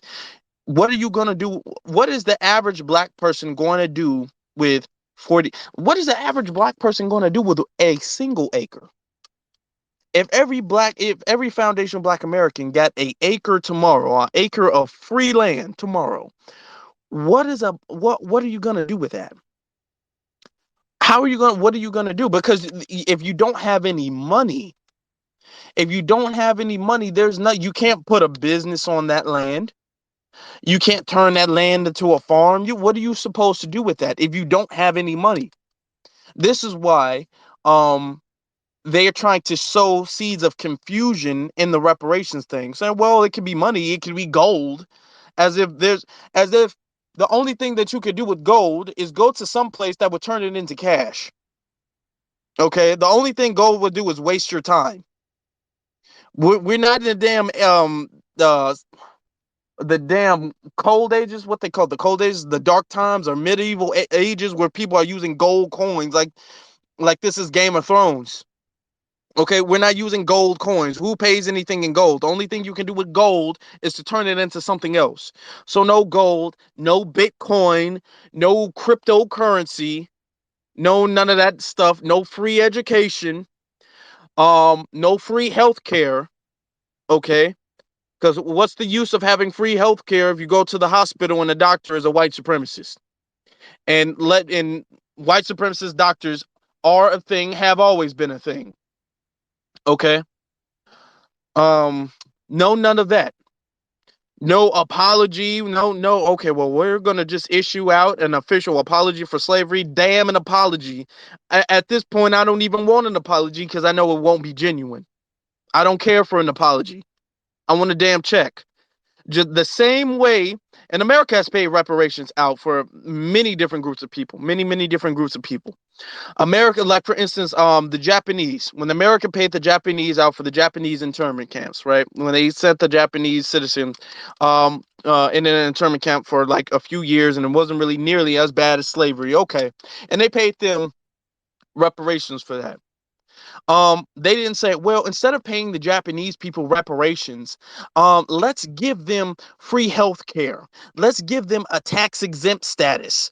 Let's give them the free education. Let's forgive their school loans, their student loans. Okay. They didn't do they cut the check for them.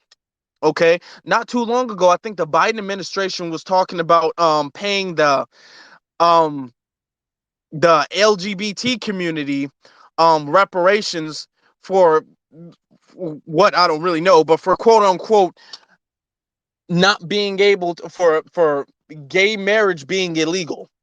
Okay, this is actually something. So, and this is gonna go all these checks that they're gonna be kind of gonna go to white gay people. Okay, and this is for all the black LGBT people who think that you're included in these groups. No, your black ass isn't. Okay, this is gonna go to white people. They're cutting the checks for them. Okay, they were literally cutting checks as incentives for Europeans to come over here with the homes. They were like saying, we have land and resources, please come over here because we need more white people in this country. They were cutting checks before people were even asking for it. There's people who don't even ask for checks. America pulled out of Afghanistan and then picked up thousands of Afghanistan refugees and brought them over here and said, here's some checks for you. Okay, you have DACA and the Dreamers program. They get to run out of their country and be like, okay, here's some checks for you. Here's some resources for you. Okay, it's only with us do people play these stupid games. Do people play these? Oh, well, what we need to do is we need to study for years and years and years. First off, study if we even should study it. Okay, there was a commission. That commission was even about reparations. That commission was about HR 40, which is just a bill, literally, to study reparations. So they're having a committee about a bill to study something. Okay, all of this time wasting nonsense. all of that stuff only happens to foundational Black Americans. Nobody else has to deal with this. They wake up with checks and they don't even know how or why they got those checks. They just wake up with direct deposit checks from America. Like, oh, here you go. Here you go. Recently too, let me look this up because I want to put this on the Jumbotron as well. Let me see if I can find this real quick. Hold on. I believe they were giving what, Asians? Weren't they giving Asians some type of reparations or some type of financial benefits or I'm about to look it up. It was just on my news feed not that long ago, actually. It was just on my news feed. Uh shout out to everybody. Shout out to everybody in here. Like I said, if you guys are just getting in here and you want to see this from the beginning, um I'm gonna put this. This is gonna be recorded, so you guys can always come back to the space, and you can play the recording. Um, you can also check this out. I'm gonna be saving this space. I'm gonna be putting this space on my YouTube channel at Afro Elite, so you guys can definitely check this out at Afro Elite on YouTube. I am looking for this thing about Asians getting reparations. It is, why is it so far off? Hold on.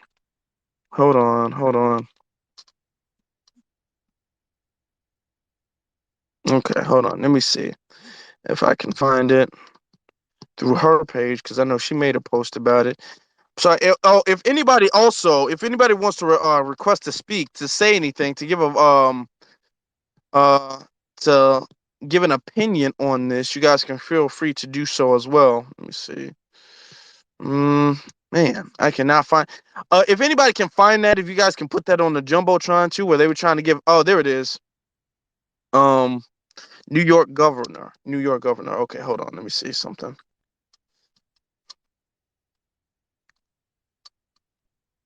Uh, hold on. Hold on. Nope.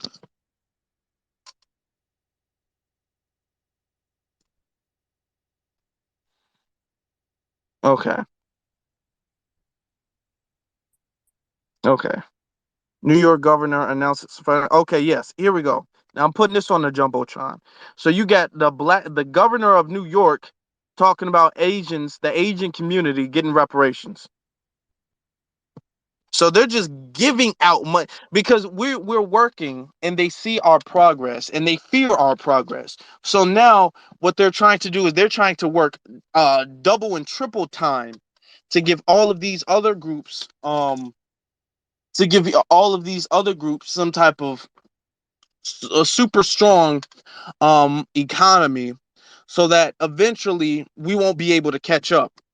It's like if you're in a race and we're the underdogs in the race. And most of the time the heroes are always the underdogs, but we're the underdogs in this race. Okay, and they see us catching up, they see us beating the odds, they see us about to win the race. So what they'll do is they'll give all of the other cars in the race, they'll give them a big boost because you're specifically targeting one of the cars. You specifically want that car to lose because they know that if that car wins, the whole game is over. It's game over at that point once that car wins. So white supremacy's whole thing is no matter what we do, we cannot let foundational Black Americans win. They have to stay at the bottom of the barrel. They have to be the last car in the race.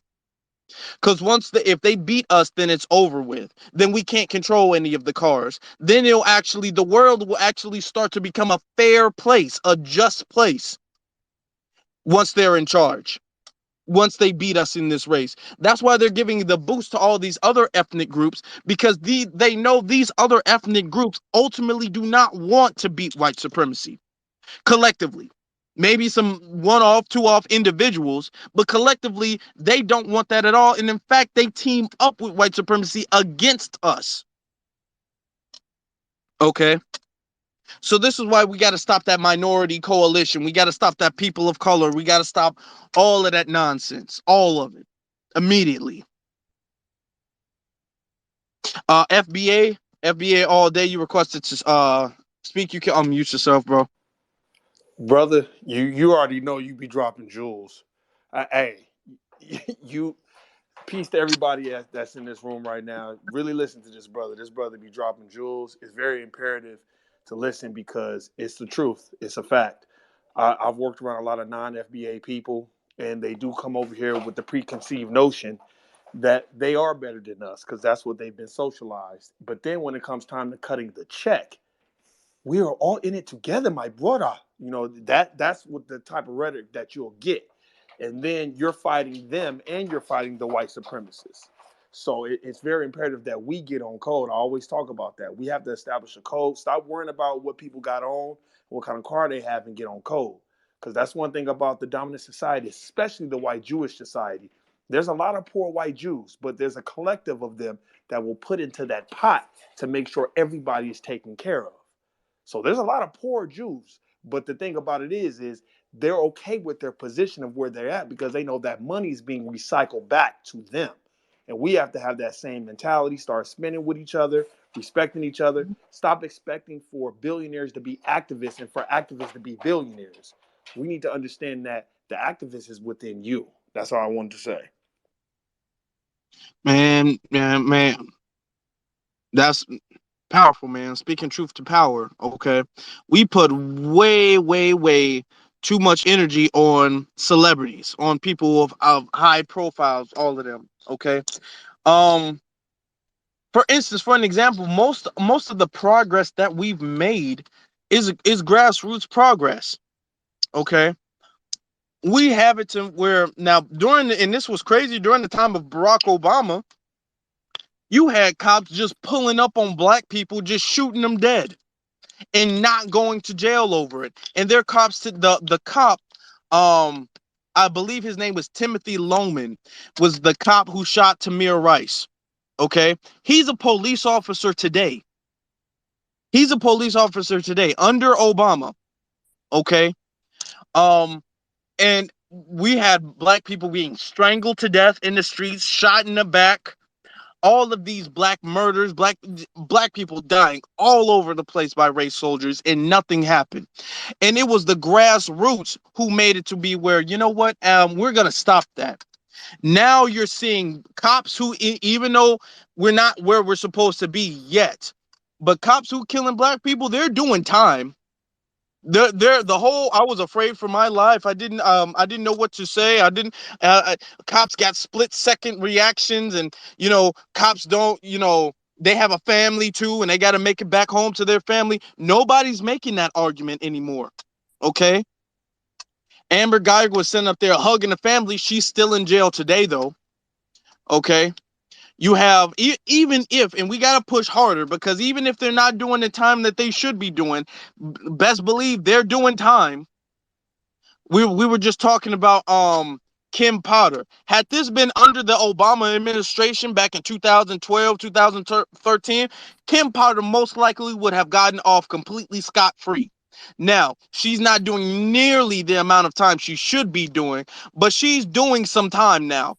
Black and police officers are starting to see, oh, black death, killing black people is kind of expensive now. Killing black people comes with a price now. It didn't back during the days. It didn't back, and that Obama wasn't that long ago. It didn't back then. But because of us being on code and because of us taking to the streets and fighting for justice and being consistent, now you're starting to see there's a price for the life of black people. Okay, so that's the power of us getting on code. Um, uh, No Mo for show. You requested to speak. You can unmute yourself. All right, can you hear me, my brother? Yeah, I can hear you.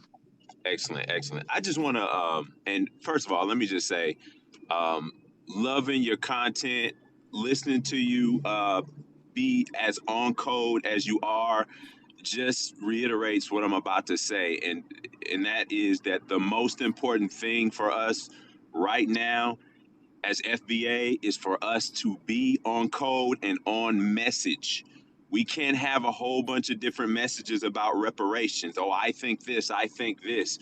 No, there's a line that we should have, that we should keep with regard to reparations, and that it is only for FBA, foundational Black Americans, and that it is simple. It can be done simply. It is not the trick bag of all this confusion that they're trying to sow. When people try to sow confusion, we got to stop it in its tracks. We got to stop them right then and there, because a lot of us, myself in the past included, would engage with these people as if they were sincere. But if you talk to enough of these non-FBA folks, you'll see they're not even sincere. All they want is to sow confusion or be included, and they don't understand that when we're not included in their cultural identity, which we're fine with, we'll celebrate it, we know we're not included, we don't trip. But now, because we've been quote unquote the whipping boys of society for so long, it's like an abused wife that finally is like, yo, I'm not taking this no more, and the husband just can't take it, and abuse gets worse. So we got to stay on code and on message, and that's what I needed to say. All right, thanks, guys. Thank you, brother. Thank you, brother. Okay. Very on code. No more for sure. Okay. Food for thought. You request to speak. You can unmute yourself. What's good, Afro Eli? You got me? Yeah. How you doing, brother?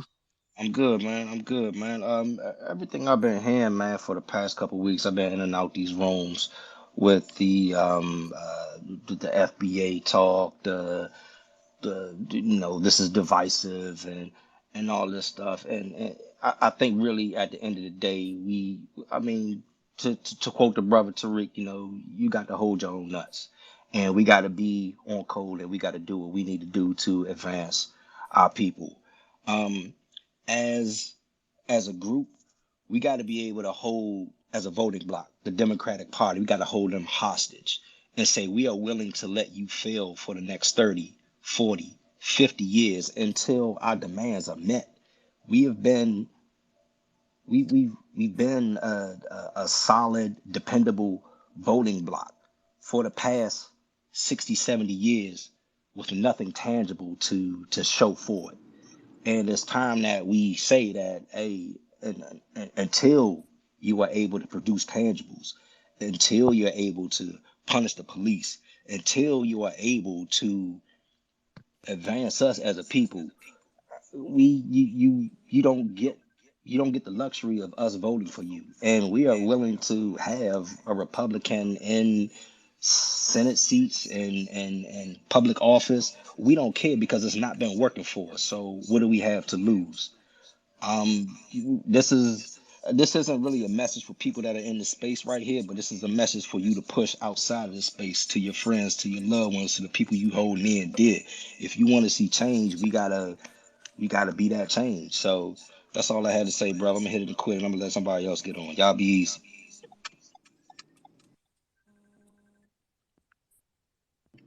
I Can I say appreciate one more that. thing, brother Afro? Yeah. Go ahead, brother. One more thing in Can you speak? response to that. You're a little low. Your volume is a little low. Oh, I'm on this car speaker. Can you guys hear me better now? You're A little still a bit little better. low.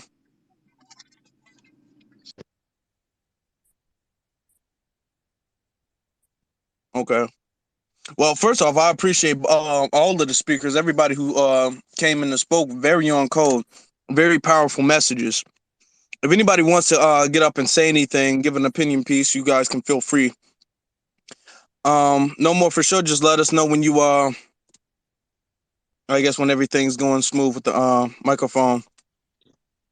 Is, Until then, let's have. Oh, is your microphone? You got it. is it better now? Yeah. Um, a little bit. I feel like go. You can go ahead. We can hear you. Okay. I'm gonna go for it anyway. Just in response to what the brother just said, agree 100%.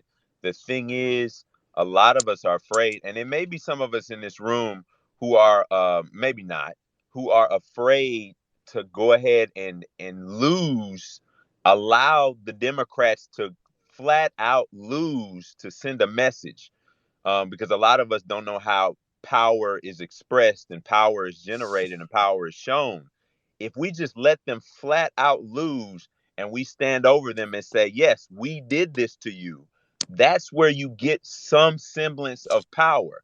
That's when they have to come to us if they want to win, if they want any kind of success, and give in to some of our demands or all of our demands. But the thing is, a lot of us, and I feel like it's a lot of older traditional Democrats who just been voting with the party for 50 years, are afraid to let that happen. And we just can't care, who comes into office because of that, because it can't be any worse than whatever we've already had. So let them lose. Don't vote the other way, and we got to spread that message as well. That's all I got. Exactly. Let me just touch on that real quick. Um, we absolutely, and this isn't to say that we're supporters of the Republicans. We recognize the evilness in both. But the thing is that we've always had a thing, and I've been told, well, our people died for us to have the right to vote. Our people died for us to have the right to vote. Okay, and you have the right to vote. But the thing is, what are you voting for? If the people you are voting for actively work against your best interest, why are you supporting those people? And this isn't to say that Republicans work in our interest either. But the thing is that the only way for us to let me use a better analogy. If you have you guys ever had a job and you're like the best employee or one of the best, you've been there the longest, and you have newer employees coming in and they're getting higher raises than you, and they haven't been there as long as you have, or they don't do as much work as you do. The newer employees get more leeway than you do. You come in late, you're getting written up. They come in late, everybody acts like they don't notice. They get to call off all the time. They get to leave work early. You don't get anything. You don't get to do any of that at all. Okay, that's like how we've been. And the reason why we don't get the raises, the reason why we get snapped off on when we come in late, and this just goes along with the analogy, is because they know that we won't quit. They know that, however, despite the fact that we've been here for all these years and haven't gotten a raise, they know they won't give us a raise because they won't have to, because we won't go anywhere else. That's how the Democrats see black people. Like, yeah, um, we we are not going to give you anything because you're not going to go anywhere else. You're still going to show back up tomorrow for work. These other people, we have to give them sign-on bonuses. We have to give them a raise. We have to give them a little bit of leeway and vacation time, holiday pay. We have to give them all of these things because they'll say, you know what, we're done. And they'll say they're not going to support us or they're not going to work for us. But for black people, we've been programmed to believe, oh, well, we just gotta do it. We just gotta do it. We should just be grateful we have the opportunity to have this job. We should just be grateful for that. The only way for anybody to take us serious if you let them know that, hey, I can get up and walk away. We have to let the Democrats know we will allow you to burn completely to the ground and you will not return again until you meet our demands. We won't miss you. I promise you, you really won't miss them, to be honest. You really won't. You think you might because the Republicans are so openly racist, but to be honest, the Democrats aren't that much less open with their racism. To be honest, Joe Biden sitting up there talking about if you ain't vote for me, or if you don't know if you want to vote for me, you ain't black. That's not far from something Donald Trump would say. They're not very different, to be honest. Now let me see, um Harmony. Harmony. Okay, Miss Hey, Harmony, you can unmute yourself. yes, can you hear me? Yes, I can. All right. Yeah, this is a great topic. Reparations is not rocket science. Cut the check, FBA. I'm on a site right now that says worldpopulationreview.com, and it says 10 countries that receive the most U.S. foreign aid. U.S. foreign aid. Number one, Afghanistan, 4.89 billion. Number two, Israel, 3.3 billion. And then the second to last is Nigeria, 793 million. Mm. And says several government agencies provide foreign aid, including the Department of Defense, Department of State, Department of Treasury, the Department of Energy, and the Peace Corps. Then I'm going to skip down. Many countries all over the world receive foreign aid from the United States, but there are a few.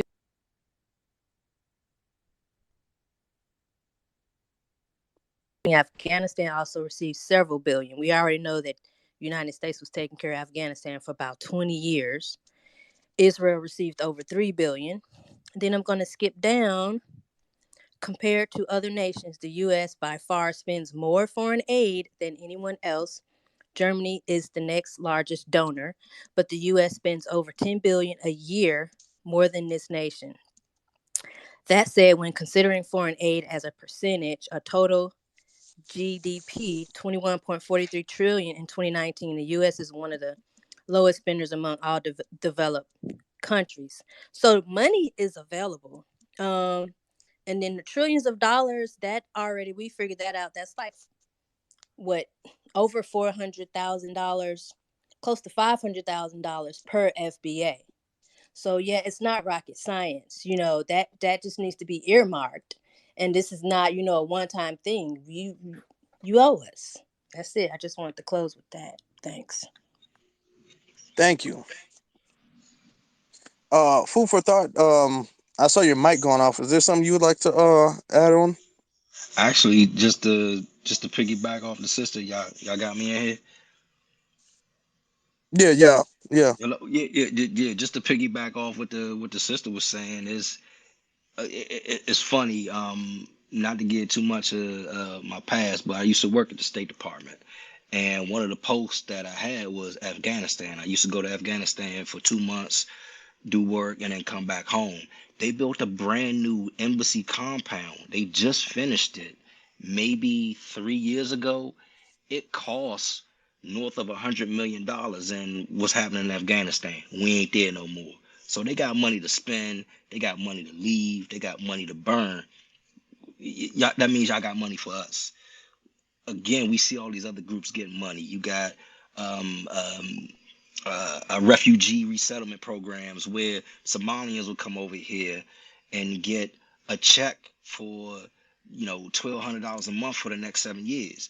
You got that with Afghan refugees. You got all of these land allotments and low interest bank loans and things that are made available from our tax dollars. We tax paying voting citizens, and we don't even get this stuff. You dig? So it's like it's crazy to see how the money we pay into the system doesn't come back to us as victims of slavery, reconstruction, redlining, convict leasing. Can I go on? Fuck it. Yeah, let's go on.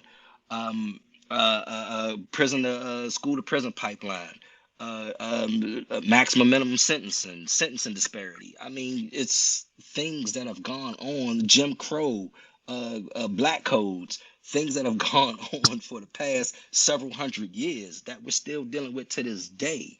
And again, we got to be able to let them crash and burn and hold them hostage and say, hey, man, until we see a black agenda with reparations as its heartbeat, punish the police, justice, a justice system instead of an injustice system.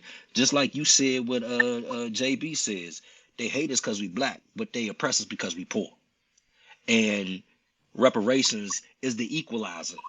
Once we're on a level footing, then it's like we're all on the same even keel. You can't oppress us because we don't have money. We can pay politicians. We can pay people to have our best interests, at their heart. So yeah, this is something it's got to be ingrained in everyone, even from the old heads and taught to the youngins. We got to push for this, and if we don't, I mean, it's going to be our demise. Ooh, food for thought. I want to add something to that. You said how the money doesn't even come back into our hands. That is so freaking true. I just filed my taxes yesterday, right?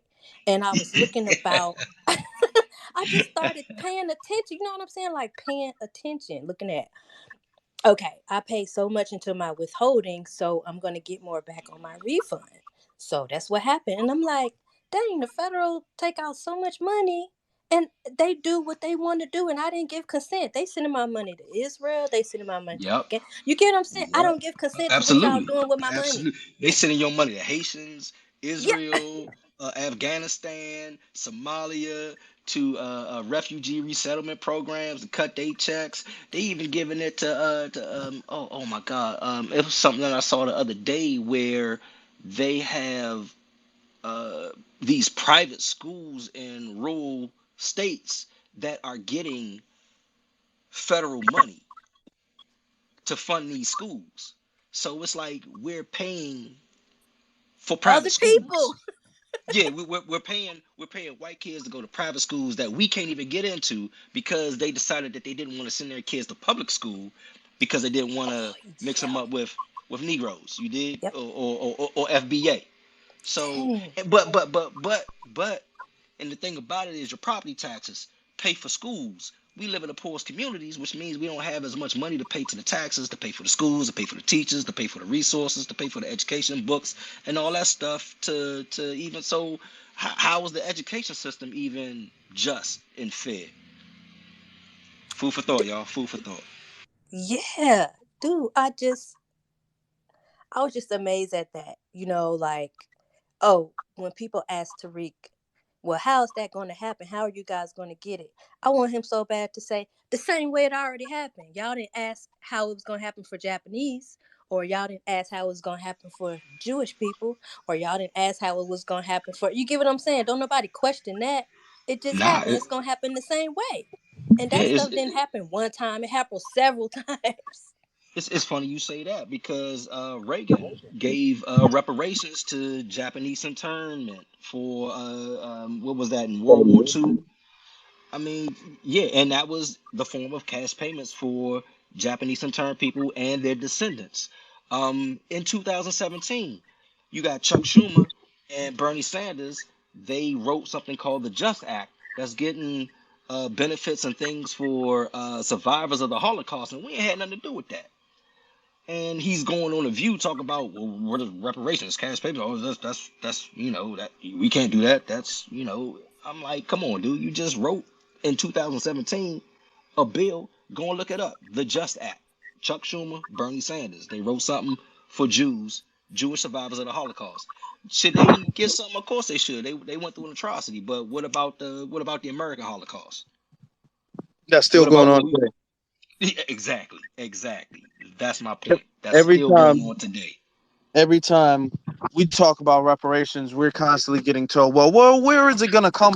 Where is it gonna come from? We don't have the money to do that. That's gonna destroy the economy. That's gonna destroy the economy. Then we brought up, okay, well, the y'all was given the Japanese, like you said, y'all gave the Japanese reparations. Oh well, that's different. Y'all gave Straight cash. you Straight go cash, homie. give all these other resources and benefits and aids to these foreign nations, and these foreign nations don't get anything in return. Oh well, that's different. You allow these foreigners to come over here, and they can come over here and they can get land and resources and government benefits and all that. Oh well, that's different. So every time they give something to other people, even with the COVID pandemic, and they said, oh well, reparations, that's going to destroy the economy. Bernie Sanders specifically, and I think he was running as a Democrat. Oh, well, that's unfeasible, and that's going to destroy the economy. I'm like, okay, well, then COVID happened, and then all of a I'm good. sudden, there was no argument between the Republicans, Democrats. There were no nothing at all. There was like instantly $10 trillion. The $10 trillion that they said they didn't have for us when the economy was going downhill. It was dropping like a rock. They still had $10 trillion to give out in COVID relief fund. Oh well, that's different. I don't. I like I said. Okay, all of these stalling, all of this. Oh well, where is the money gonna come from? Oh well, America's already in debt. Well, the thing is, America wouldn't be a thing at all had it not been for us. I don't care how many people you need to pay back. You need to put me on the top of the priority list. Once you pay me back, then you can work on all these other people. But you're not working on we're not allowing you to divert the attention from anything else.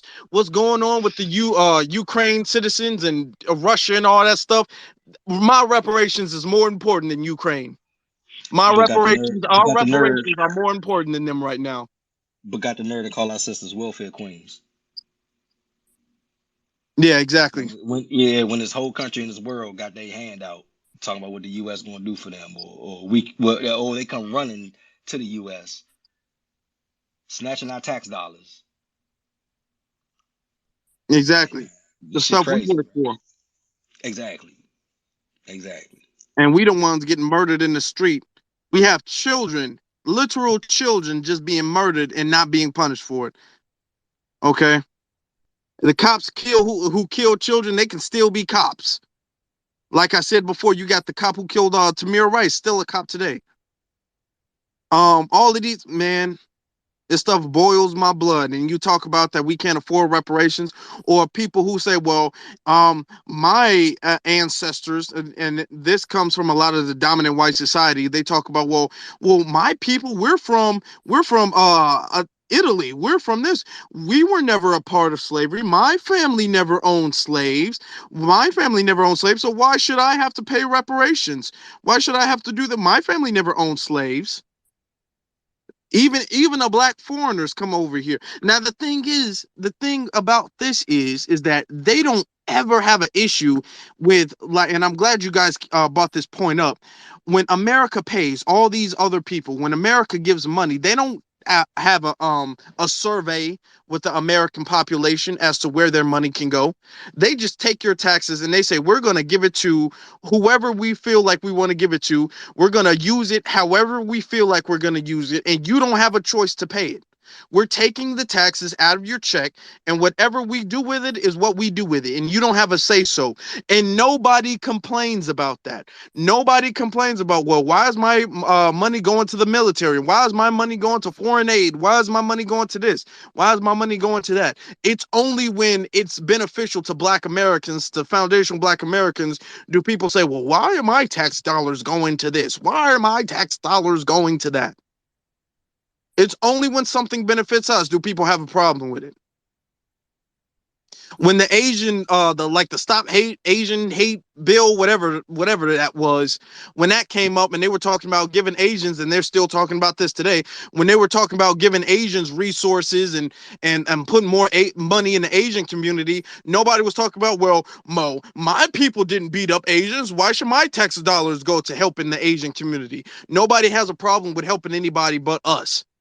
Because the thing is that they know for a fact that the more people they help, the harder it's going to be for us. They're boosting all these other cars. Um, Almighty T, you can unmute yourself. Almighty. Yes, sir, brother Afro Elite. One thing I would say, man, is can you hear me? Yeah, I can hear you. Okay, it still has me. Well, my phone's probably a little bit janky, but yeah. One thing I would say is, like, when there's a corporation like America is, if that corporation does wrong, the new employees has no say so in if that corporation has to pay a lawsuit or not. And that's what America is. So it doesn't matter if, the Irish came over after the deed was done, or if they felt like they came over after the deed was done. The corporation of America still owes its debts. And that's not a cop out, So yeah, I hear that talking point a lot, but I'm always thinking, well, America is like, they act like we're actually gonna get the money directly from their individual pocket. It's what we already put into the American economy and in a more American corporation. When IBM gets sued, it doesn't matter how long ago it was. So that's all I wanted to add to the conversation. America is a corporation. It doesn't matter if you just joined the corporation or not. That corporation still owes. That's all I got to say, brother. No, thank you. Which is very, very true. When the Italians, the Irish, all these other groups of people come here. When you come to a country and you ask for citizenship, because America's not bringing these people over and forcing them to become citizens. Okay, when they come over here and they request American citizenship, they're requesting that with all of America's debts. They request to become an American citizen. So if America owes a debt, then they are, as citizens of America, who benefit from slavery. Because let's be real, everybody, every single person in America, with the exception of foundational Black Americans, benefit from slavery to some extent. Okay, all they all do. We are the only ones, because our people built it, so we're the only ones who deserve it. But everybody benefits from it. So when you're coming, if your company owes a debt, if your country owes a debt, the country that you asked to become a citizen in, that you benefit from, because they get to come over here, they get to go to school, they get government assistance, they get to come over here and they get to vote and participate in politics, and they get to do they get to reap all of the benefits of slavery and say, well, technically, my people were never a slave. My people have nothing to do with this. Well, maybe your people didn't have anything to do with this all the way back in the 1800s, the 16, 17, 1800s. Maybe not then, but since you're benefiting from it now, you are an accessory after the fact. So you have to pay as well too. And like the brother All Might T said, he's we're not sitting up there trying to bankrupt an individual person. The government got the money. The money is already there. The whole, oh, well, are we going to have to pay more taxes? The government has it. The government has had it for years. The government had it in 2020 with COVID. The government has it now. Food for thought. I know you just requested to be a speaker. If there's something you gonna mute yourself if you want to say something. Yeah, actually, you made a great point that I wanted to piggyback off. Um, like, and I think this is a caveat now that we all got to say now before we even speak upon it, is that we love our black immigrants who are on code, whether you're from Africa, whether you're from the Caribbean, whether in the diaspora. But you saw those videos of our forefathers getting hit with the water hoses. You saw the German shepherds being sicked on us. You saw us hanging and swinging from trees on the evening news, and yet you still chose to come here, knowing that as a black person you could face the same that what we were going through. Because when Amber Geiger ran up in both in John's apartment, she ain't asked him if he was, FBA or Caribbean. She just shot the nigga. So what did she see first? She saw black first. That's what B1 means. That means you're black first before anything else. Before anybody sees anything, hears anything you say, they see a Negro. They see a black person first. So yeah, that's important. That's something that needs to be understood, that you came here knowing the threat that we faced, and you still decided to come here, and you still decided to try to partake in whatever you thought was an American dream. Whatever you saw on the evening news, you thought that was better than what you were going through in your own country, and you came over here. I think that's kind of important to reiterate. Exactly. Nobody made these other. They say, oh well, you know what I'm saying. My people never. Your people owed. Your people owed. Even the people who necessarily, because were all white people slave owners back in the day? No. But does that mean that they did not participate? They did business with slave owners. They were the overseers. They participated. You don't have to own a slave to participate in slavery. Just like they don't have to directly have their ancestors be a slave owner or participate. You're benefiting from it in some way or another. Just the fact that there's a country for you to come to, that you deem, and you are only here because for whatever reason you deem this country better than the country you came from. That's the only reason. I don't care if it's the health, the education, the opportunities, whatever reason, this country was better than the country you came from. Otherwise you wouldn't have left. So you're coming here, and if this country has a debt, so do you. It's just as simple as that. It's as simple as that. So you don't get to say, oh yeah, you get an American stimulus check. You don't say, oh well, my people didn't build America. Why should I get an American stimulus check? You get an American stimulus check, but you shouldn't have to pay American reparations. Oh no, we're not playing that. We're not playing that game. The taxes you pay that goes to the federal government goes to us. It's as simple as that. As simple as that. It's not rocket science. Um, Let me see. Bro, I don't want to butcher your name. What's your name, brother? You just requested. What's your name? No, I'm a girl. My Oh, name I'm is sorry. Noriega. No, you're good. You're good. Warrior. No, Okay. I just wanted to say I love this title. I love cutting to the chase, getting straight to the point, making it plain for our people. So this is a great title. I'm pretty much going to use. I just want to let you know that because it's true. Like it's not rocket science. But I had to say about white people, right? When we're talking about lineage based, like we need to start applying that to them. You don't get to talk about anything, you ethnic white man that just got here. You don't. What you get to do is fall in line with the American government that you volunteered to participate in this American project that we made possible.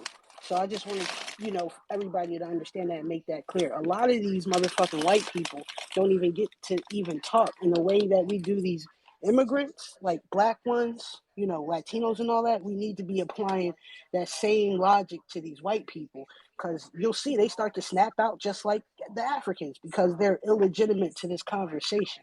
So I just wanted to say that. Exactly. Thank you. Thank you. Um, they don't have a right to say no. They don't have a right to say. Do you know how bad they were in their European countries? America, because of the taxes, even before America became officially America, because of the taxes that the British was charging, what was the colonies before the taxes, and that was able to get the European countries back in Europe. That was able to get them at a third world status. Okay, a lot of them were poor and struggling. Okay, they had diseases all over the place. Their people were dying, just dead bodies in the street. It was terrible back then. They weren't living great back then. People look at them now like, oh, look at the castles, as if they were rich. You look at like cartoons and TV shows, and they depict ancient Europe as if ancient Europe was just this flowing economy with lots of cash and rich people, and it was destruction, it was filth, it was murder, it was everything that was wrong with the country was going on back then. And they got it together because of the economy that we were building here and that they were taxing with here. So even if, to be honest, all of them participated. All of them participated. Even if we use that logic, they all participated. Okay, in slavery, all of them did. Now, when we talk about the American government had us enslaved. So everything that the American government has done, every benefit that the American government has given to Europe, all of the aid to Europe, all of the trades and all of those things to Europe. Okay, I believe America transported this country was the number one source of cotton in the entire world during that time, during the time of slavery, because of us. So all of the resources that they were able to get, because of us. Okay. So all of them do. So I'm not trying to hear my people are not did not participate in slavery. They need to shut up too. The people who the white Americans, they don't get a voice into why, oh well, in my personal opinion. No, this isn't about your opinion. Okay? You don't have and they don't have, and they say it completely hypocritically because they don't have an opinion with anybody else. And that's my thing. As the sister was saying, get straight to the point. We got to cut the nonsense out. Nobody, if you do not qualify for slavery reparations, you don't get an opinion at all. At all. The only thing you get to do is agree. All you get to do is say, yep, they do deserve it. I 100% support them and their justice claim for reparations. That's the only thing you get to do is support. Okay. I'm not trying to hear you say, well, I'm kind of on the fence. You're on the fence about something you don't qualify for, sir or ma'am. You're not on a fence because there's no fence around you. There's no fence anywhere near you. The fence is nowhere near you. Okay. Nobody gets to be on the fence. Now, when it comes to black men, it's a lot of these um coons that we have to do, the domestic coons that we have to deal with here, who are really attached to a political party, who are saying, oh, well, I just don't think that we can do it. The damn Biden sexuals or the black conservatives, the black Republicans, we have to deal with all of them. We can shut them. We can deal with, we can clean house amongst ourselves very easily. We can do that amongst ourselves very easily. Okay. And the thing is, I've seen non-immigrants checking foundational black Americans who are coons, the domestic coons. Here is the thing. You got to even be really kind of let me see. You have to be careful about that. Because the thing is, in my opinion, the only people who can check foundational black Americans are other foundational black Americans. Okay? So you let us deal with our naysayers. Okay? All of y'all just nod your head in agreement. We don't want you. Now, you can. I mean, I'm not saying if you don't have your own platform, your own Twitter or whatever, you can retweet some of the things we say. You can like some of the posts that we make about it. You can do that. But you don't even get to be a voice for us. You don't get to speak on our behalf. Even if you do 100% agree with what we have to say, you're not supposed to be the representative. You're not supposed to be the representative because we don't do that to other countries. Okay? I can't go to CARICOM, or I can't go to Africa and be a part of the African Union and say, well, I know FBA and I've only lived in Nigeria for 5 years, but I feel like my opinion matters. Nobody would take me serious in Nigeria. If I did that in Haiti, nobody would take me serious in Haiti. If I did that anywhere where any black country, they wouldn't take me serious. I can't go to Jamaica and say, well, I'm not Jamaican. My family has no ties to this country at all. I'm an immigrant here, but I'm black too. So, what I have to say, it's important too. They would immediately shut that down. They say, oh, if your family's not from here, if you're not from here, I don't care if you have a business here. I don't care if you have damn kids here. You don't get a voice to speak. You don't get a platform to speak on us. You don't even get to represent us, even if you do agree. Okay. And in most of the cases, excuse me, in most of the cases, they're not coming here and agreeing. For the most part, they're coming here and they're the ones saying reparations are divisive if they don't get it. They're the naysayers. They're only saying no if they don't get it. Okay. Because they used to do the whole, well, we're all black people. We all have the same enemy. We all this, we all that. And then we're all like, well, I mean, we do have the same enemy. That don't make us the same people. Then they all like, all right, then y'all niggas divisive and y'all shouldn't get nothing in. Since they can't get it, we can't get it. Since I can't get it, then you can't get it either.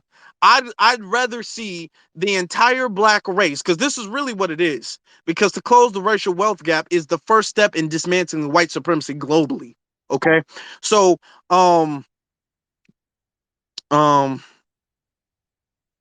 to close. Oh man, hold on. I just got something just popped up. Hold on, let me see. So to close the racial wealth gap is going to be the stepping stone, the first major stepping stone in defeating white supremacy. So these tethers are saying, I would rather see the white supremacy rule the world than you get something that I don't get. That's how self-centered they are. That's how self-centered they are. Okay. Man, if anybody wants to come up and be, if y'all want to come up and speak, because there's something that I need to handle real quick. I don't necessarily want to close the space. Um, So I would rather you guys like come up and start giving your opinions for a few minutes, because if not, I'm gonna have to close the space. And I feel like we're really spitting some good game here. Um, I mean, we can't close the space. It's been up for a few hours anyway. To be honest, I start the space at 5 o'clock. This is going on 8 o'clock right now. So this space has been up for a good amount of time. If you guys want to see this space later on, you guys can always come back to this channel of this profile, because the space is being recorded. Also too, you guys can check out my YouTube channel, because I will be putting the space on my YouTube channel later on too. So you guys can do both of those things if you want to see the space and other spaces that I've done as well too. Other spaces. So anybody want to come up real quick and have anything to say? Or is reparations rocket science? Yes or no? I say no. I say it's not rocket science.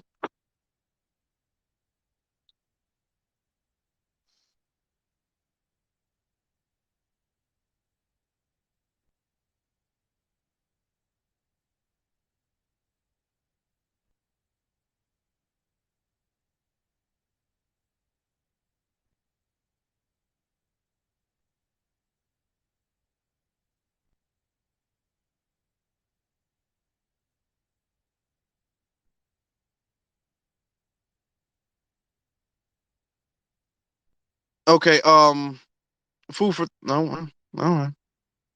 Okay, there you go. You can unmute yourself.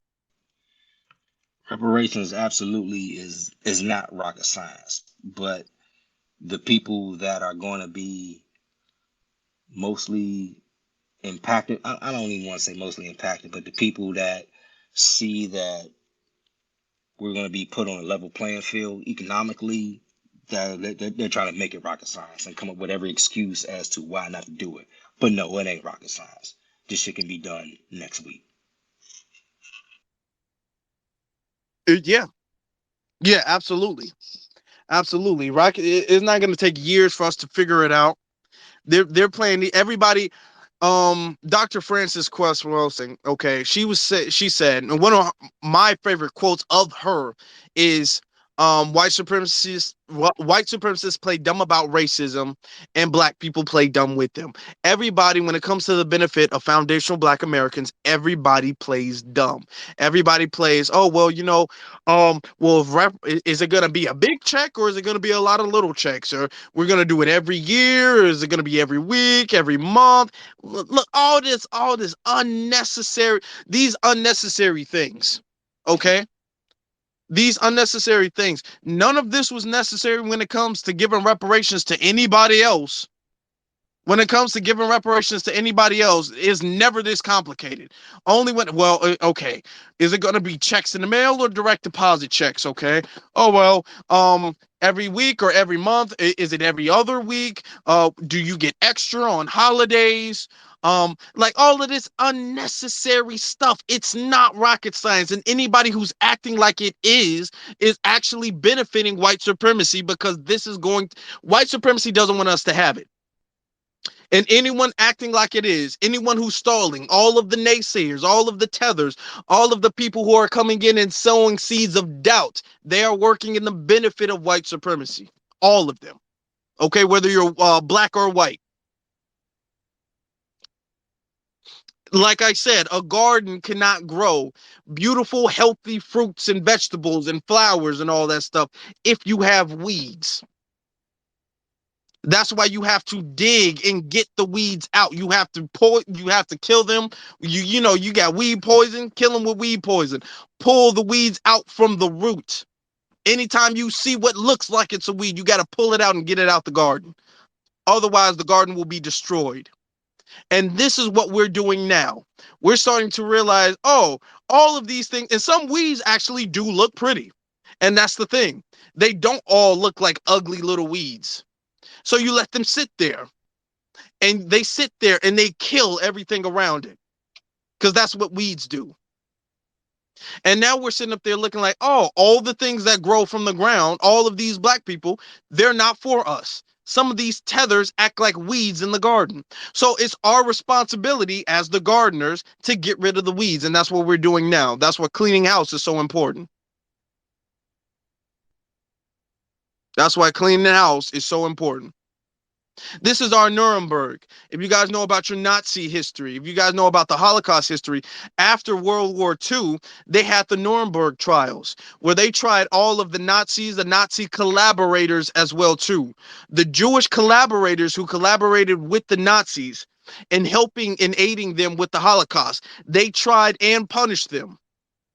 Okay, they wasn't like, oh well, we all in the same boat, we all Jews, we all in the same boat. They like, no, if you help an enemy, you the enemy too. And that's what we need to get on. We're starting to get on that now, but we really gotta stay consistent with it. Otherwise, we might as well just roll over and die. I'm just keep it real. We might as well just stop because this is about saving the future. Ultimately, this is about saving the future. Okay, we're dooming. I don't have any children, but we're dooming our children. We're dooming the next generation. They're gonna as much as we're suffering now. Can you imagine if the black median wealth reaches a level of zero? How many more Breonna Taylors we're gonna have? How many more George Floyds we're gonna have? And there's nothing that we're gonna do about it. This is very serious. This is very serious because the economy is how we fight back. Now we are doing a job and we are making progress. We're making progress, but we got to do it now. We have to go all of the way, pedal to the metal right now. Can you imagine how difficult it will be in 2 generations from now if they don't have any wealth? Because it's not like racism is fading away. It's not like society will discriminate against them less than they are us. They're not going to give them anything because they're not giving us anything. So can you imagine that? But they have no wealth. They're in an even worse position than we are now. They'll be doomed to live the most miserable life of any group of people on the planet until they eventually are wiped out, which is what they want. We will eventually be wiped out from the face of the earth. That has happened to groups of people before. They've been completely wiped away from existence. They are not around today. And that's what's going to happen to us if we don't get on code and we don't take this serious. It's not a joke. Now, with that being said, there is something that I do have to handle, so I do have to close the space. Shout out to every single last speaker who came up here and spoke their mind about this. Shout out to all of you, every single last one of you. I wish I could name them all, but there's quite a few people in here. Shout out to every single last one of you guys for listening to this. Like I said, the Black Agenda Marshall Plan thing that came out from our brother, the Black Authority. So shout out to the Black Authority. Some of these tweaks came from Tariq Nasheed. So shout out to Tariq. If you guys want to see this later, because I will be posting this on my YouTube channel on Afro Elite on YouTube, so you guys can check that out. There's some other spaces that I had too that I'm going to be posting later on today, if not today, tomorrow, when I have some time. So you guys can be looking forward to that too. Um, my brothers and my sisters, I appreciate you guys. Y'all take it easy.